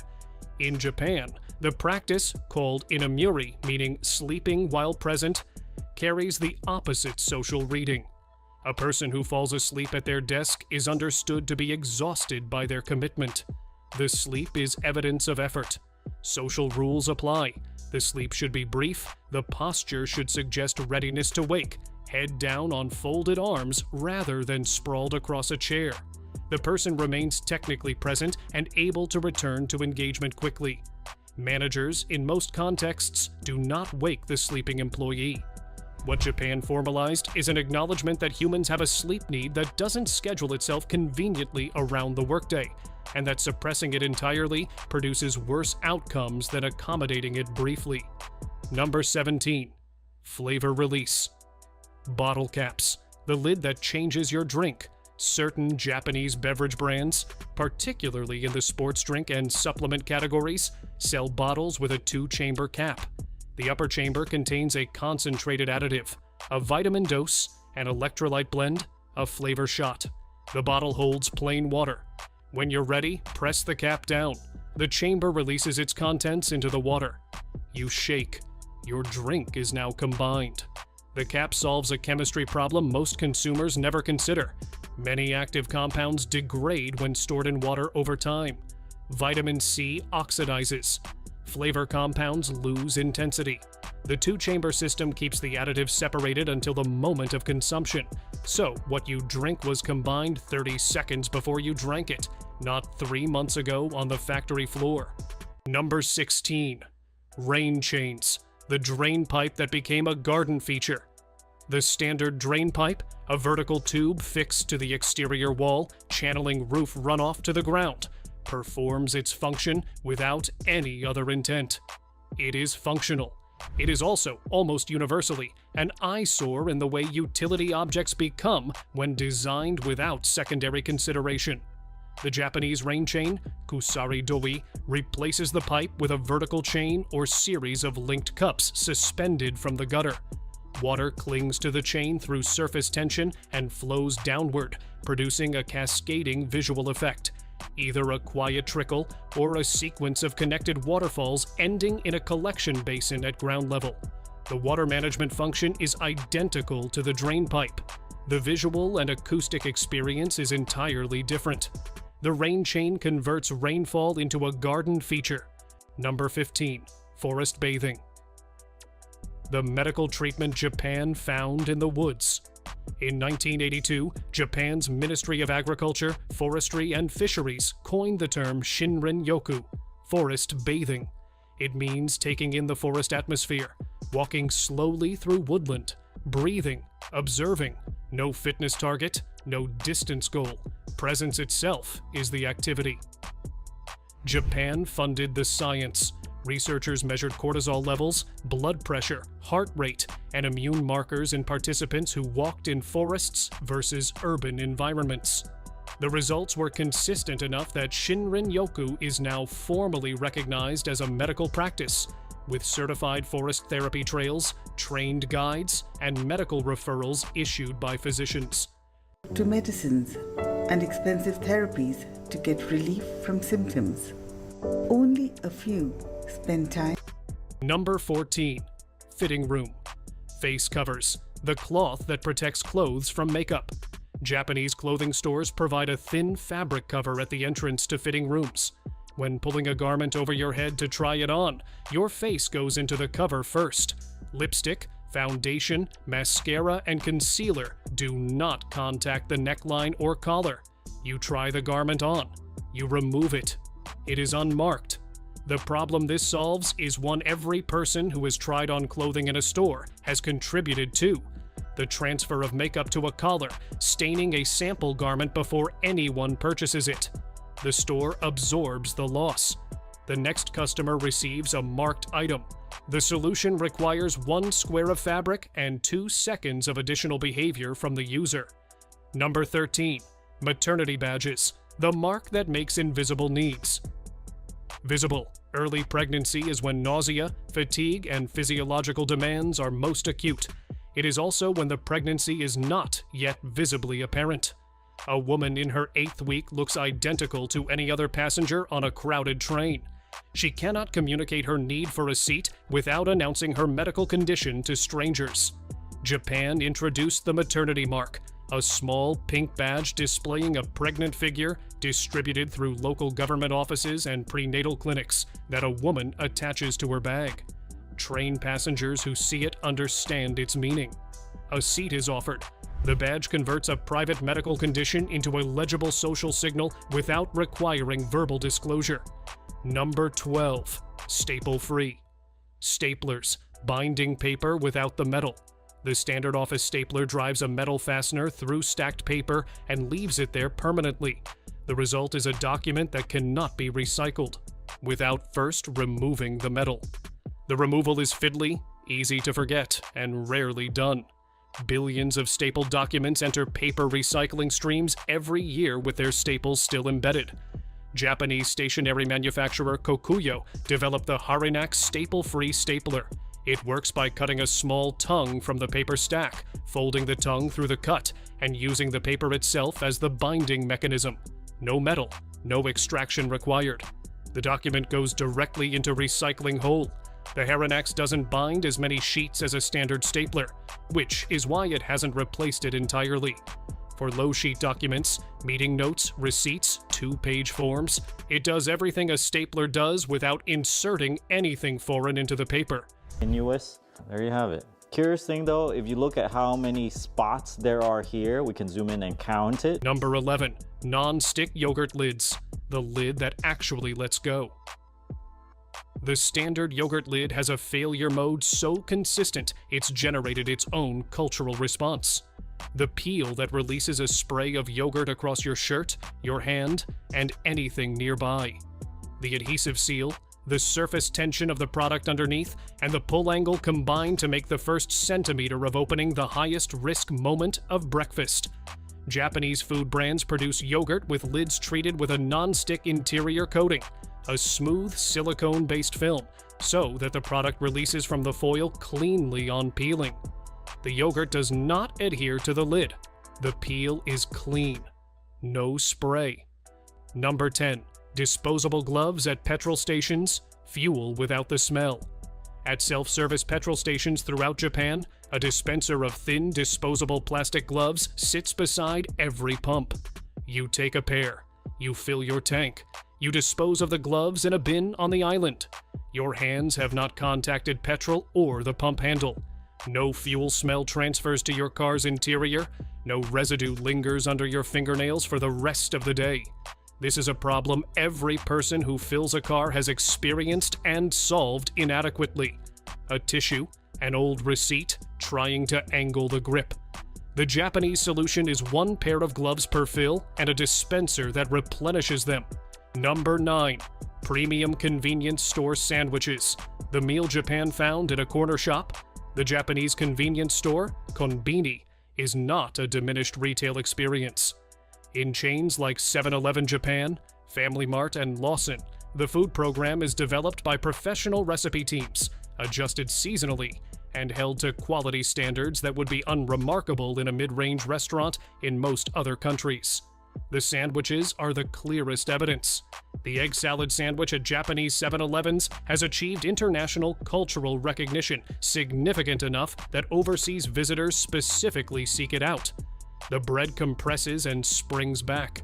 The egg filling is seasoned precisely. The ratio of filling to bread is calculated. The whole thing costs under $2 and is made fresh daily. Japan took a product category the rest of the world accepted at a low standard and applied genuine culinary effort to it. The result is a sandwich tourists write about, from a petrol station. Today, something different. I'm trying the viral Japanese-style egg salad sandwich from 7-Eleven. In all my years of life, I've never once... Number 8. Fully emptying sauce packets. The crease that wastes nothing. Single-serve condiment packets have a design failure universally accepted everywhere. The contents adhere to the interior walls and don't fully dispense. You empty what you can, and the rest stays behind. At national scale, this is a significant quantity of food that was manufactured, packaged, and transported but never consumed. Japanese condiment packaging, particularly from brands like Kewpie, incorporates interior crease lines pressed into the packet during manufacture. These creases direct contents toward the opening when pressure is applied, ensuring the full contents dispense in a single squeeze without residue. The packet empties completely. This is not a technological solution. It is a geometric one. Number 7. Roadside sandboxes for icy streets. Safety you serve yourself. In northern Japan, Hokkaido and other high snowfall regions, small weather-resistant containers sit mounted on posts at street corners and crossings, filled with sand and a scoop. When ice forms on the pavement, any passing person can take a scoop and apply it to the hazardous surface immediately. No council worker required, no phone call, no waiting. The infrastructure is present, accessible, and operable by any person at that spot at that moment. The community uses the resource and maintains the safety of the surface for whoever comes next. Number 6. Coin holder. Organizers. The wallet that knows what's in it. Japanese coin holders, a small spring-loaded organizer carried in the pocket or clipped to a wallet, sort coins by denomination into individual rows. To pay an exact amount, you see immediately which row you need, press the release, and the correct coin presents itself. You do not fish. The alternative is the standard coin pouch, all denominations together, retrieved by feel or sight while a queue forms behind you. The organizer eliminates that entirely. Visual inventory at a glance. Exact payment without delay. Japan's high cash culture meant coin management presented itself at sufficient frequency to generate a proper solution. Number 5. Bread bags that show how many slices are left. Japanese bread packaging from major bakery brands uses a transparent strip along the side of the bag, or printed count indicators on the exterior, letting you assess remaining slices before opening. You know how much bread is in the bag before you commit to using it. The problem is invisible in countries where it hasn't been solved. You take a bag from the cupboard, don't know if there are 2 slices or 7, open it, and find out only after the fact. The Japanese solution provides that information up front. You look, you decide, then you open or you don't. This matters most in meal planning, knowing before you start whether you have enough, whether a bakery trip is necessary. Number 4. Food packaging that must match the actual product. Japan has informally but powerfully enforced commercial norms around packaging accuracy. The product shown on the outside of a package must represent, with reasonable fidelity, the product inside. This is not purely regulatory. It is a cultural expectation with real commercial consequences when violated. The result: Japanese food packaging images are, by the standards of most other markets, extraordinarily accurate. The ramen on the box looks like the ramen you cook. The biscuit on the wrapper resembles the biscuit inside. The packaging is styled, but not constructed from a different quantity or quality of food than what's being sold. Number 3. High-performance stain. Removers. Japan's laundry is a different category. Japan's laundry products are, without particular announcement, technically advanced beyond what most comparable markets sell. Products like Attack Zero from Kao Corporation use a dual-ingredient technology combining surfactants and enzymes to break down stains at a molecular level across a wider range of temperatures and fiber types than standard detergents achieve. The Japanese laundry market is intensely competitive, which drives formulation investment that doesn't exist elsewhere. The result is detergents that genuinely perform differently, removing dried protein stains, set pigment stains, and oil compounds in a single standard wash cycle without pre-treatment. Japan has better laundry detergent because the Japanese laundry market demanded better laundry. Detergent and the chemistry existed to supply it. The improvement was available all along. Most of the world hasn't been offered it because the market never required it to be developed. Number 2. The 7-minute miracle. Shinkansen cleaning crews. Between each Shinkansen journey, a crew called the Tessei boards the moment passengers disembark. In exactly 7 minutes, they clean and reset an entire 16-car train. Every seat rotated to face the direction of travel. Headrest covers replaced, floors vacuumed, windows wiped, tables cleaned, overhead racks checked, all rubbish removed. Then they line up on the platform, bow to the next group of waiting passengers, and depart. The following journey boards. The Tessé process has been studied by management researchers worldwide. It is a masterclass in coordinated choreography. Each crew member has a specific zone, a specific sequence, and a strict time limit, operating as one synchronized action. What the Shinkansen platform demonstrates is that cleanliness and speed are not in opposition if the process is designed correctly. 7 minutes, 16 cars, ready for 400 passengers. The bow at the end says something important about what Japan believes the work is worth.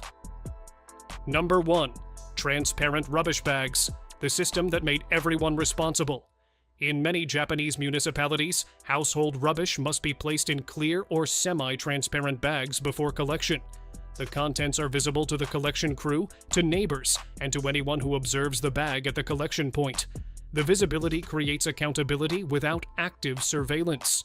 There is no inspector, no spot fine, no audit process. There is simply the fact that your rubbish is visible, your neighbor can see whether you sorted it correctly, and the collection crew can reject an incorrectly sorted bag at pickup. That social norm produces recycling compliance rates among the highest recorded anywhere in the world. The transparent bag is the least spectacular item on this list. It is a bag, made of different material than an opaque bag, at no additional cost, requiring no additional behavior beyond correct sorting. It changes behavior at scale because it changed one physical property of an object everyone was already using. Japan's waste sorting compliance is not driven by education campaigns or enforcement budgets. It is driven by a bag you can see through. The insight that visibility changes behavior more reliably than regulation applies to considerably more than rubbish collection. Japan found it in the bin bag. That is either very humble or very profound. Number 15. People literally vanishing overnight. Japan has a phenomenon called Johatsu, which translates roughly as the evaporated people. Thousands of Japanese citizens intentionally disappear every single year.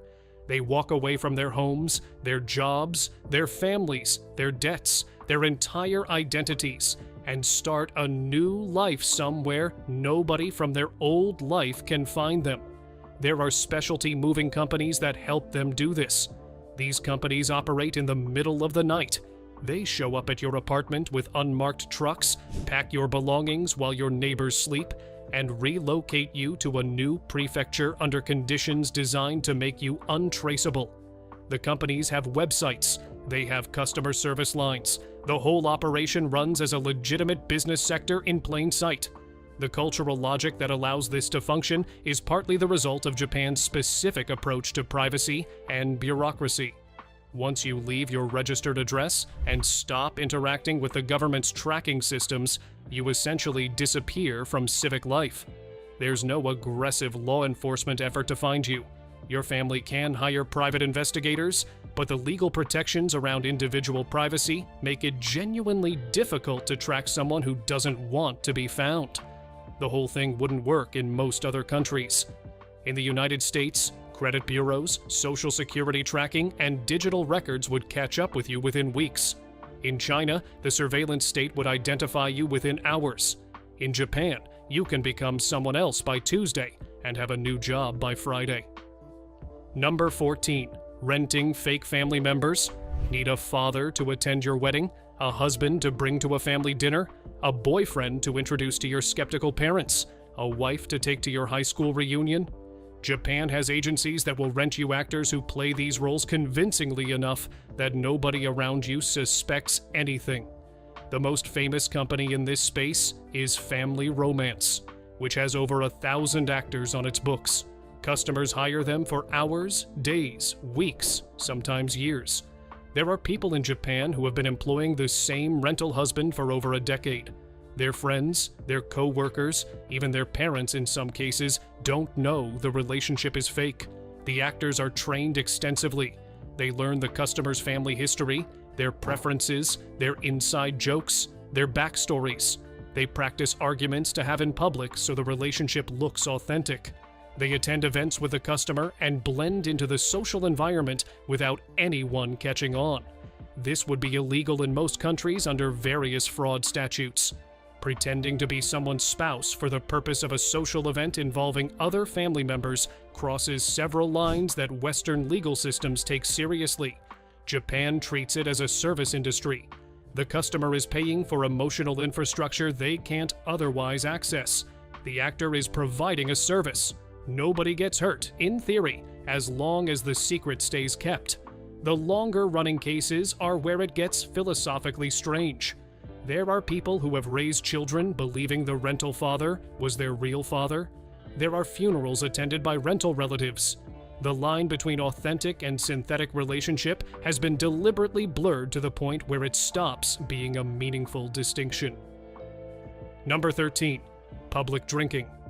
Walking around Tokyo with a beer is completely normal. Drinking in parks, on the street, on the train, during festivals, all standard behavior. There are no open container laws in most of Japan. You can buy a tall can from a vending machine, crack it open on the sidewalk, and walk to your destination drinking it without anyone reacting at all. Try that in most US states and you'll get a citation or arrested. Try it in Saudi Arabia and you'll get something significantly worse. Try it in Singapore and you'll be fined heavily. The casual relationship with public alcohol that exists in Japan is genuinely unusual in international context. What makes it work is the lack of associated chaos. Japanese public drinking doesn't produce the rowdy street behavior that public drinking produces elsewhere. People drink, they walk, they go home. The streets stay clean. Confrontations are rare. The infrastructure of public drinking exists without the infrastructure of public drunkenness that typically follows it in other cultures. Hanami season, when the cherry blossoms bloom, turns this into something even more striking. Entire office groups gather in parks with elaborate setups of beer, sake, and snacks, spending entire afternoons getting progressively drunker in public, and the whole thing operates as a respected cultural tradition rather than a public order problem. Number 12. Slurping your food loudly. In Japan, slurping noodles loudly is a compliment to the chef. The louder, the better. The sound communicates that you're enjoying the food enough to inhale it with enthusiasm. Quiet, polite eating is actually slightly suspicious in a ramen shop. In most Western countries, this would mark you immediately as someone with poor table manners at best, or someone deliberately being rude at worst. In some formal European dining contexts, audible eating noises are treated as serious social violations. The Japanese framework inverts the standard completely. The practical justification is that slurping aerates hot noodles, cooling them enough to eat quickly, which matters in a culture where ramen is meant to be consumed rapidly while it's at peak temperature. The cultural justification is the chef acknowledgement angle. The combined effect is that walking into a Japanese noodle shop sounds like a wind tunnel of human inhalation, and everyone involved considers this completely normal. Number 11. The train pushers. During Tokyo rush hour, station staff in white gloves are stationed on platforms with one specific job: to physically push commuters into already overcrowded train cars so the doors can close.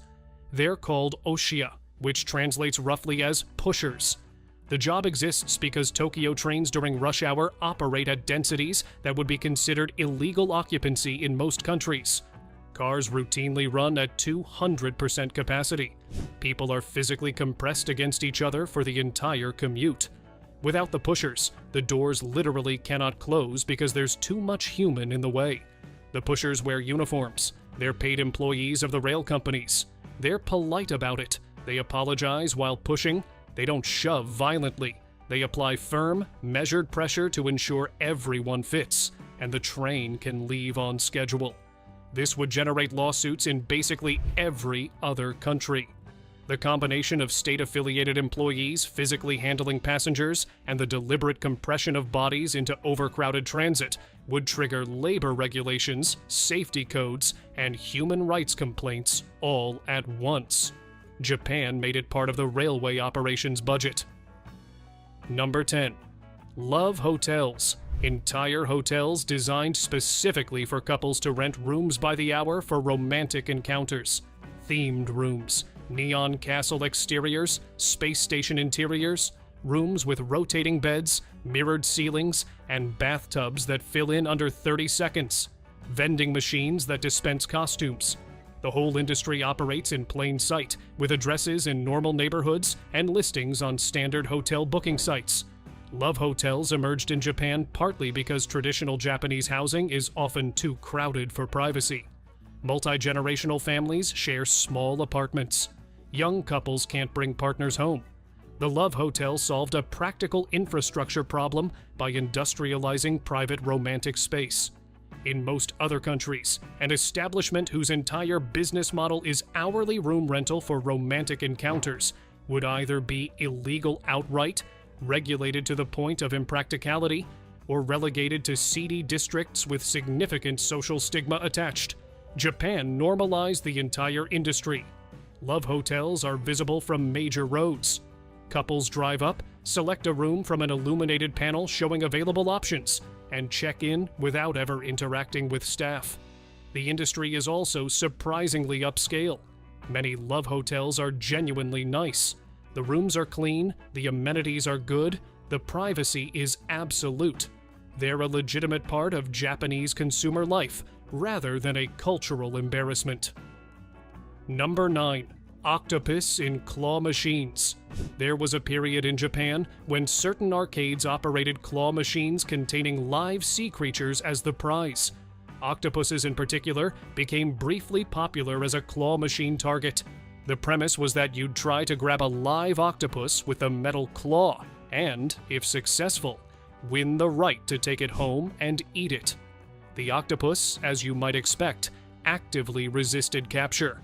The whole interaction was a sort of asymmetric battle between human and cephalopod, mediated by a claw machine that was never designed to handle living, intelligent prey. The octopus would change shape, hide in corners, and use its tentacles to physically grip parts of the machine to avoid being lifted. This generated international backlash when footage spread online, and most Japanese arcades have moved away from live animal claw machines under pressure from animal welfare groups. But for a period, the concept existed and operated as a legitimate arcade attraction. Children played these machines. Adults played these machines. Tourists played these machines. The cultural framework that made this acceptable, briefly, was the same one that allows live seafood in restaurants. The animal is destined to be eaten anyway. The brief discomfort is part of the food culture, and the line between alive and ingredient is drawn in a different place than it is in most Western countries. The arcade just pushed that line further than the public was ultimately willing to accept. Number 8. Schools that clean themselves. Japanese schools don't employ janitors for the bulk of their cleaning needs. Instead, students clean the classrooms, hallways, bathrooms, and cafeterias themselves. Every day. As part of their education, tiny children operate mops, scrub toilets, organize supplies, and maintain their entire educational environment under teacher supervision.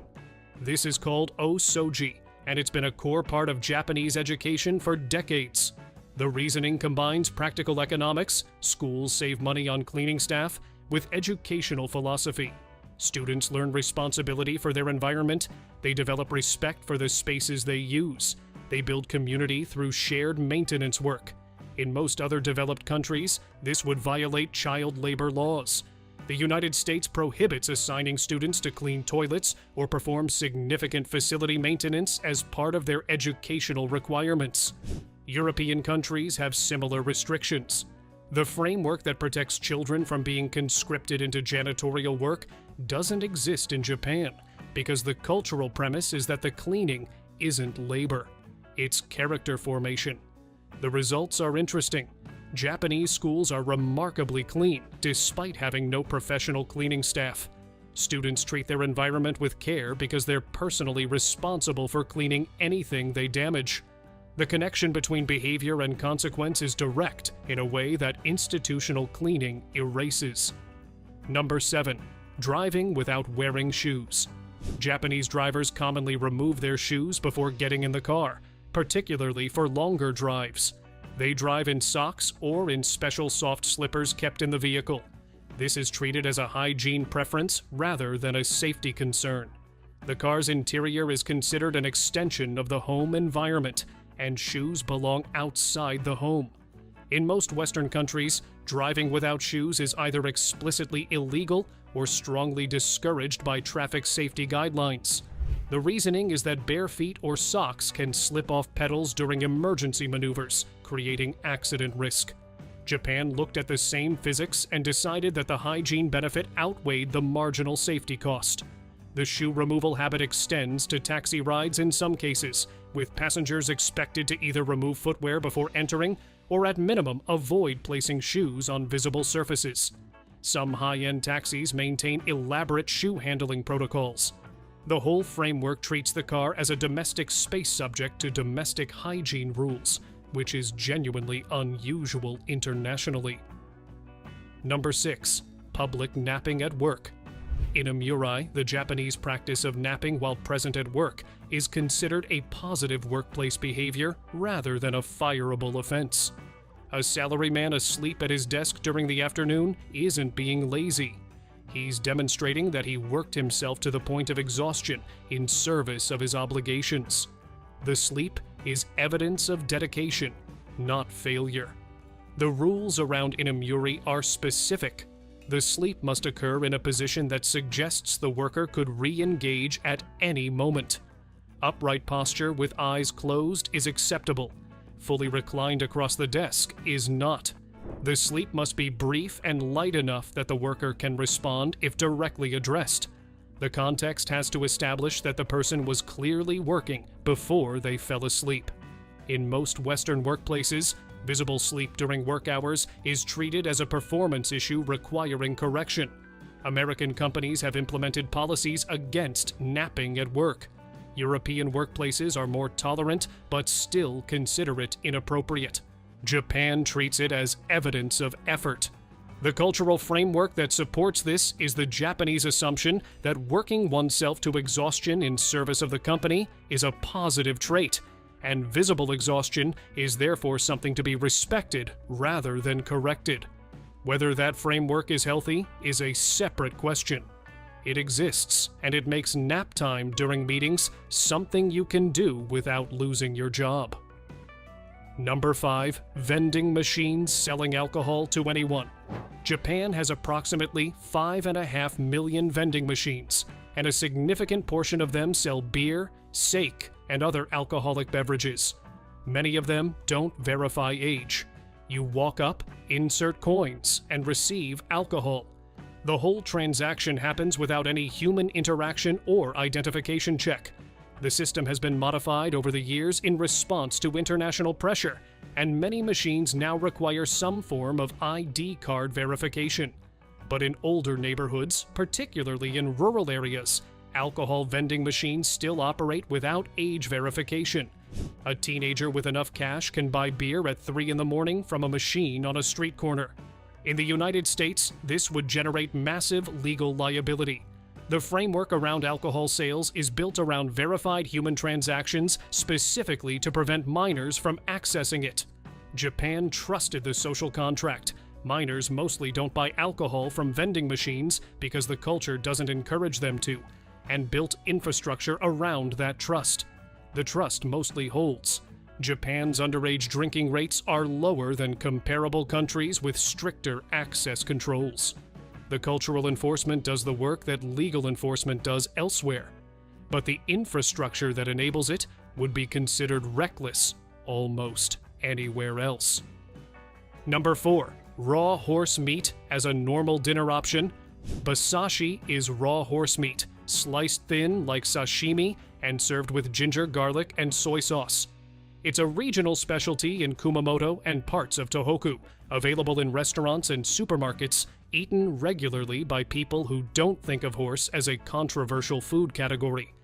In much of Europe and North America, eating horse is either illegal, semi-illegal, or so culturally taboo that it might as well be. The horse's companion animal framework that dominates Western thinking about horses makes their consumption socially unacceptable in ways that don't apply to other livestock. France permits it, but consumes it less than they used to. The United States effectively banned commercial horse slaughter for human consumption in 2007. Japan never developed the same emotional framework around horses. Horses were livestock. Horses are food. Horses get eaten raw in regional specialties that go back centuries. The cultural distance between this is dinner and this is murder depends entirely on what you grew up understanding the animal to be. Other Japanese foods that produce similar reactions internationally include shirako, cod milt served as a delicacy, live octopus consumed while still moving, and various preparations of organs and parts that Western cuisine has excluded from its accepted ingredient list. Number 3. Umbrella sharing on the honor system. Throughout Japan, you'll find umbrella stands outside shops, train stations, and public buildings, filled with umbrellas that anyone can take during sudden rain. The expectation is that you return the umbrella when you're done, or replace it with another one. The system operates entirely on trust. This works in Japan. Umbrellas circulate through the system, get used, get returned. The stock holds. The community maintains the resource without enforcement. In almost any other country, the umbrellas would disappear within a day. The honor system free resource model requires a baseline level of social compliance that most countries can't sustain at scale. New York tried something similar with public bicycles and had to add GPS tracking, payment systems, and significant infrastructure to prevent theft. Japan just puts umbrellas in a bucket and walks away. What this reveals about Japanese social structure is that the country runs significant portions of its public infrastructure on assumptions about individual behavior that wouldn't survive in lower trust environments. The umbrellas are a small example. The unlocked bicycles, the unattended luggage, the cash payments left in honesty boxes. These are all manifestations of the same underlying premise, and most countries don't operate on that premise because they can't. Number 2. Kids riding trains alone. Japanese children as young as 6 commonly ride trains by themselves. They take the subway to school. They navigate transfer stations. They handle their own commutes through major urban environments without adult supervision. There's a popular Japanese television show called Old Enough that follows young children on their first solo errands, which sometimes involves significant travel through cities. In the United States, this would generate child welfare investigations. Sending a 6-year-old onto the New York subway alone would likely result in police involvement and potentially criminal charges against the parents under child endangerment statutes. The framework around child autonomy in public spaces is so different that the same behavior triggers opposite institutional responses. Japan's framework rests on infrastructure assumptions. The trains are safe, the public is trustworthy, the systems work, and on cultural expectations that children should develop independence early. Both halves of that framework are absent in most other countries, which is why the same behavior reads as competent parenting in Tokyo and child abandonment in Chicago. Number 1. The total absence of tipping. Tipping in Japan is not just optional, it's offensive. Leaving money on the table after a meal will get the staff to chase you down the street to return what you forgot. Trying to tip a taxi driver will produce confusion or polite refusal. The whole framework of gratuity as a way to express appreciation for service has been rejected entirely by Japanese culture. The reasoning is that the price you paid for the service is the complete price. The service is included. Adding extra money implies that the original price was insufficient, which is interpreted as criticism of the establishment rather than appreciation of the staff. The cultural framework treats service as a fixed-price professional act rather than a discretionary performance subject to additional reward. In the United States, where tipping is mandatory in many contexts and provides a significant portion of service workers' income, the Japanese model would collapse the entire industry. Servers, drivers, hotel staff, and other tipped workers depend on gratuities to make their incomes work. Removing tipping would require a complete restructuring of how service compensation operates. Japan figured out how to compensate service workers adequately through direct wages and built a culture that treats additional tipping as actively rude. Most countries haven't managed either half of that solution.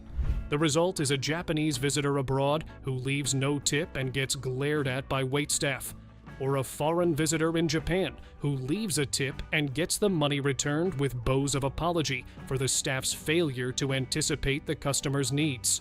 Number 7. Self-closing jam lid. There's this tiny moment in your day you probably never think about. You use jam, your hands are sticky, you close the lid quickly, and you're not even sure if it is sealed properly. It's small, but it happens all the time. Japan removed that uncertainty completely. With a lid that seals automatically when you press it down, there's no twisting, no checking, no second guessing. Just press, and it's airtight every time. What used to be a quick, messy decision becomes effortless and reliable. It doesn't improve the action. It removes the need to think about it at all. And once you notice it, you start realizing how many small moments in your day could be this simple. Number 8. Wood joinery without nails. Entire buildings, temples, shrines, standing for centuries, without a single nail. No screws, nothing metal holding it together, just wood, precisely cut, interlocked like a puzzle so perfect it holds massive weight. But here's the part most people miss. Japan didn't do this for style. It was survival. Earthquakes. When the ground shakes, rigid structures snap. But these joints, they move, they flex, and then they settle back. Ancient builders figured this out long before modern engineering did, and somehow it still works. Number 9. Mini desk vacuum.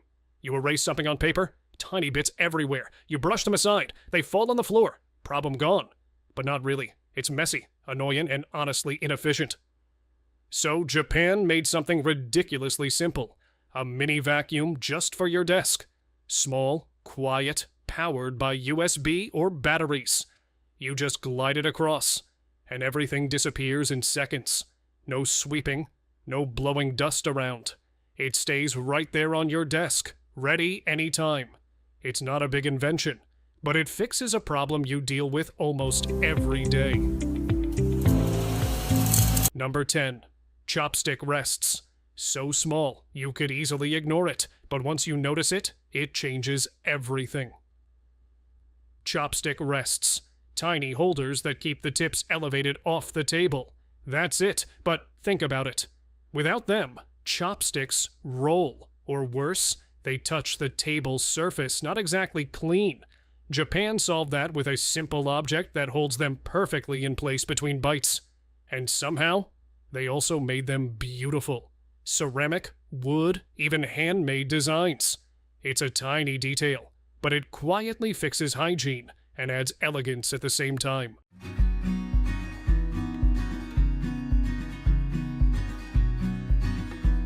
Number 11. Makeup glasses. Something unexpected happened. Glasses that replace makeup. Sounds strange, right? But Japan created lenses with a subtle tint along the bottom that reflects light onto your cheeks. The result? It looks like you're wearing blush, without actually wearing any. No brush, no effort, no time spent. You just put on your glasses, and it happens automatically. It's one of those ideas that feels almost invisible, because nothing extra is required. You're already wearing glasses. Japan just turned them into something more. Number 12. Toilet slippers. Now this might seem unusual at first, but once you understand it, it makes perfect sense. In Japan, there are separate slippers just for the toilet. You switch into them when you enter, and switch back when you leave. It sounds like a small habit, but it creates a clear boundary. The bathroom floor stays contained. Nothing spreads to the rest of the house. And because it's automatic, people don't even think about it. It's just what you do. Japan didn't just focus on cleanliness. They built a system that makes hygiene effortless. Number 13. Film tape highlighters. Something students will instantly understand. You highlight text, and suddenly it bleeds through the page, or smudges, or ruins what you just wrote. It's frustrating, and it happens all the time. Japan fixed that by replacing ink completely. Instead, these highlighters use a thin strip of colored film. You slide it over the text, and it sticks. No bleeding, no smudging. Some versions can even be removed and repositioned. It works the same way as a normal highlighter, but without any of the problems. Number 14. Storm Prevention Centers. But here's where things get serious, because not every problem is small. Japan faces typhoons, earthquakes, floods constantly, and instead of reacting to disasters, they built systems to stay ahead of them. These centers monitor everything in real time: weather, river levels, seismic activity. And they don't just send general warnings, they give specific instructions to specific areas. Move now. Stay here. Prepare this. It turns chaos into something controlled. Japan didn't eliminate disasters, it reduced the uncertainty around them.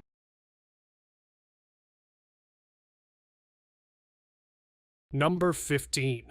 Japan Airport Currency Exchange Machines. There's this moment every traveler knows. You land in a new country, tired, maybe confused, and suddenly you need local cash. Normally, that means long lines, confusing rates, or paperwork. But in Japan, it's different. You walk up to a machine, insert your currency, and within seconds, it converts everything cleanly and clearly. No stress, no guesswork. It even shows exact rates up front. It turns what's usually a frustrating airport task into something smooth, fast, and almost effortless. If you're enjoying this so far, and you love discovering things you didn't even know existed, go ahead and hit subscribe. Because trust me, what's coming next gets even crazier. And the last few ideas? Yeah, those might completely change how you see everyday things. Number 16. Heated toilet seats. Washlets. This surprises people the most, because once you experience it, going back feels almost impossible. Heated toilet seats. It sounds simple, almost unnecessary at first, but the moment you try it, everything changes.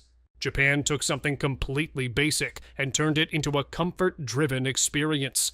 Warm seats that adjust to your preference, built-in cleaning systems, water pressure controls, temperature settings. Everything is designed to feel effortless and precise. What used to be just a daily routine suddenly feels refined, almost relaxing. There's no shock of a cold seat, no need for extra steps. Everything happens seamlessly. And here's the part most people don't expect. This wasn't created just for luxury. It was designed to improve hygiene and overall comfort at the same time. That's exactly why it didn't stay a niche product. It became standard across homes, hotels, and even public spaces in Japan. Once you get used to that level of convenience, going back feels like a downgrade. Number 17. Capsule hotels. Now imagine this. You miss your train, it's late, and hotels are expensive. Most people would just struggle through it, waiting at stations, sitting on benches, or spending way more than they planned. But Japan approached this problem differently. They created capsule hotels, compact sleeping pods stacked efficiently within small spaces. Each capsule gives you just enough room to lie down, rest, and recharge. No wasted space, no unnecessary luxury, just pure functionality. Inside, you still get essentials like lighting, charging ports, and privacy curtains, making it surprisingly comfortable despite the size. It may look futuristic at first, almost like something out of a sci-fi movie, but the idea is incredibly practical. In densely populated cities where space is limited and expensive, this concept solves a real issue: affordable, quick accommodation for travelers. Whether you missed the last train or just need a few hours of rest, capsule hotels provide a smart, efficient alternative. And once you see how well it works, it makes you question why more places haven't adopted it yet. Number 18. Tactile pavement for the visually impaired. Those yellow textured tiles on sidewalks aren't random at all. They're carefully designed to guide visually impaired people through cities using touch, either under their feet or through a cane. Different patterns carry different meanings. Straight lines indicate a safe path forward, while dotted patterns signal caution, like intersections or obstacles ahead. It's a system that communicates silently, without signs or instructions. Japan didn't just build roads for movement, it designed them for inclusion. By embedding guidance directly into the streets, entire cities become more accessible, allowing people to navigate independently. It's a small detail, but it changes how people experience the world every day. The pavement has something that's become familiar all around the world. They're called Tenji blocks. It's tactile pavement made of raised dots. And they were invented here in Japan in 1965 by a man named Seiichi. Number 19. Umbrella lockers and dryers. Now think about this. It starts raining, you walk into a store, and suddenly you're carrying a dripping umbrella everywhere. Floors get wet. It's annoying. Japan redesigned the interaction, and with umbrella lockers and dryers right at entrances. You either lock it safely or dry it instantly before walking in. No mess, no hassle. It's such a small thing, but it keeps entire indoor spaces clean without effort. Number 20. Instant ramen. This one changed the world without anyone realizing it at first. Instant ramen. Just add hot water, and you have a meal in minutes. It sounds basic now, but back then, it solved something huge. Quick, affordable food for anyone. Students, workers, travelers, and today, it's everywhere. Japan didn't just make food faster, it made convenience a global standard. Number 21, pocket hand warmers. Cairo. Now imagine winter. Your hands are freezing, and there's nothing around to help. Most people just deal with it. Japan approached that differently. They created small, disposable hand warmers you can carry in your pocket. You open them, and they slowly generate heat, keeping your hands warm for hours. No setup, no effort, just instant, portable comfort. It's a tiny solution to a very real, everyday discomfort. But more importantly, it removes the need to tolerate it in the first place. Because sometimes the smartest ideas aren't complex. They just make the cold disappear. Number 22. Conveyor belt. Sushi, and then.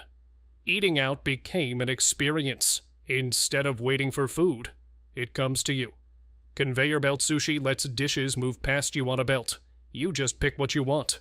No waiting, no ordering delays. It turns dining into something interactive and efficient at the same time. Japan didn't just serve food, it redesigned how people experience it.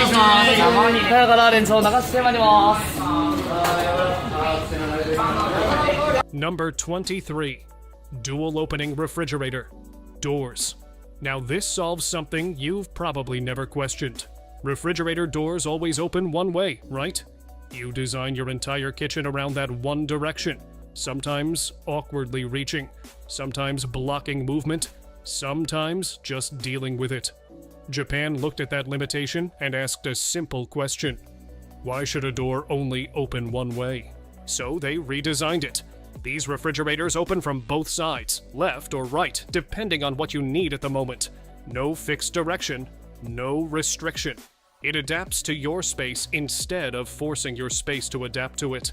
And that's what makes it smart. It's not adding a feature, it's removing a limitation. What used to be a fixed inconvenience becomes flexible without any extra effort. Because the best design isn't the one you notice. It's the one that quietly works no matter how you use it.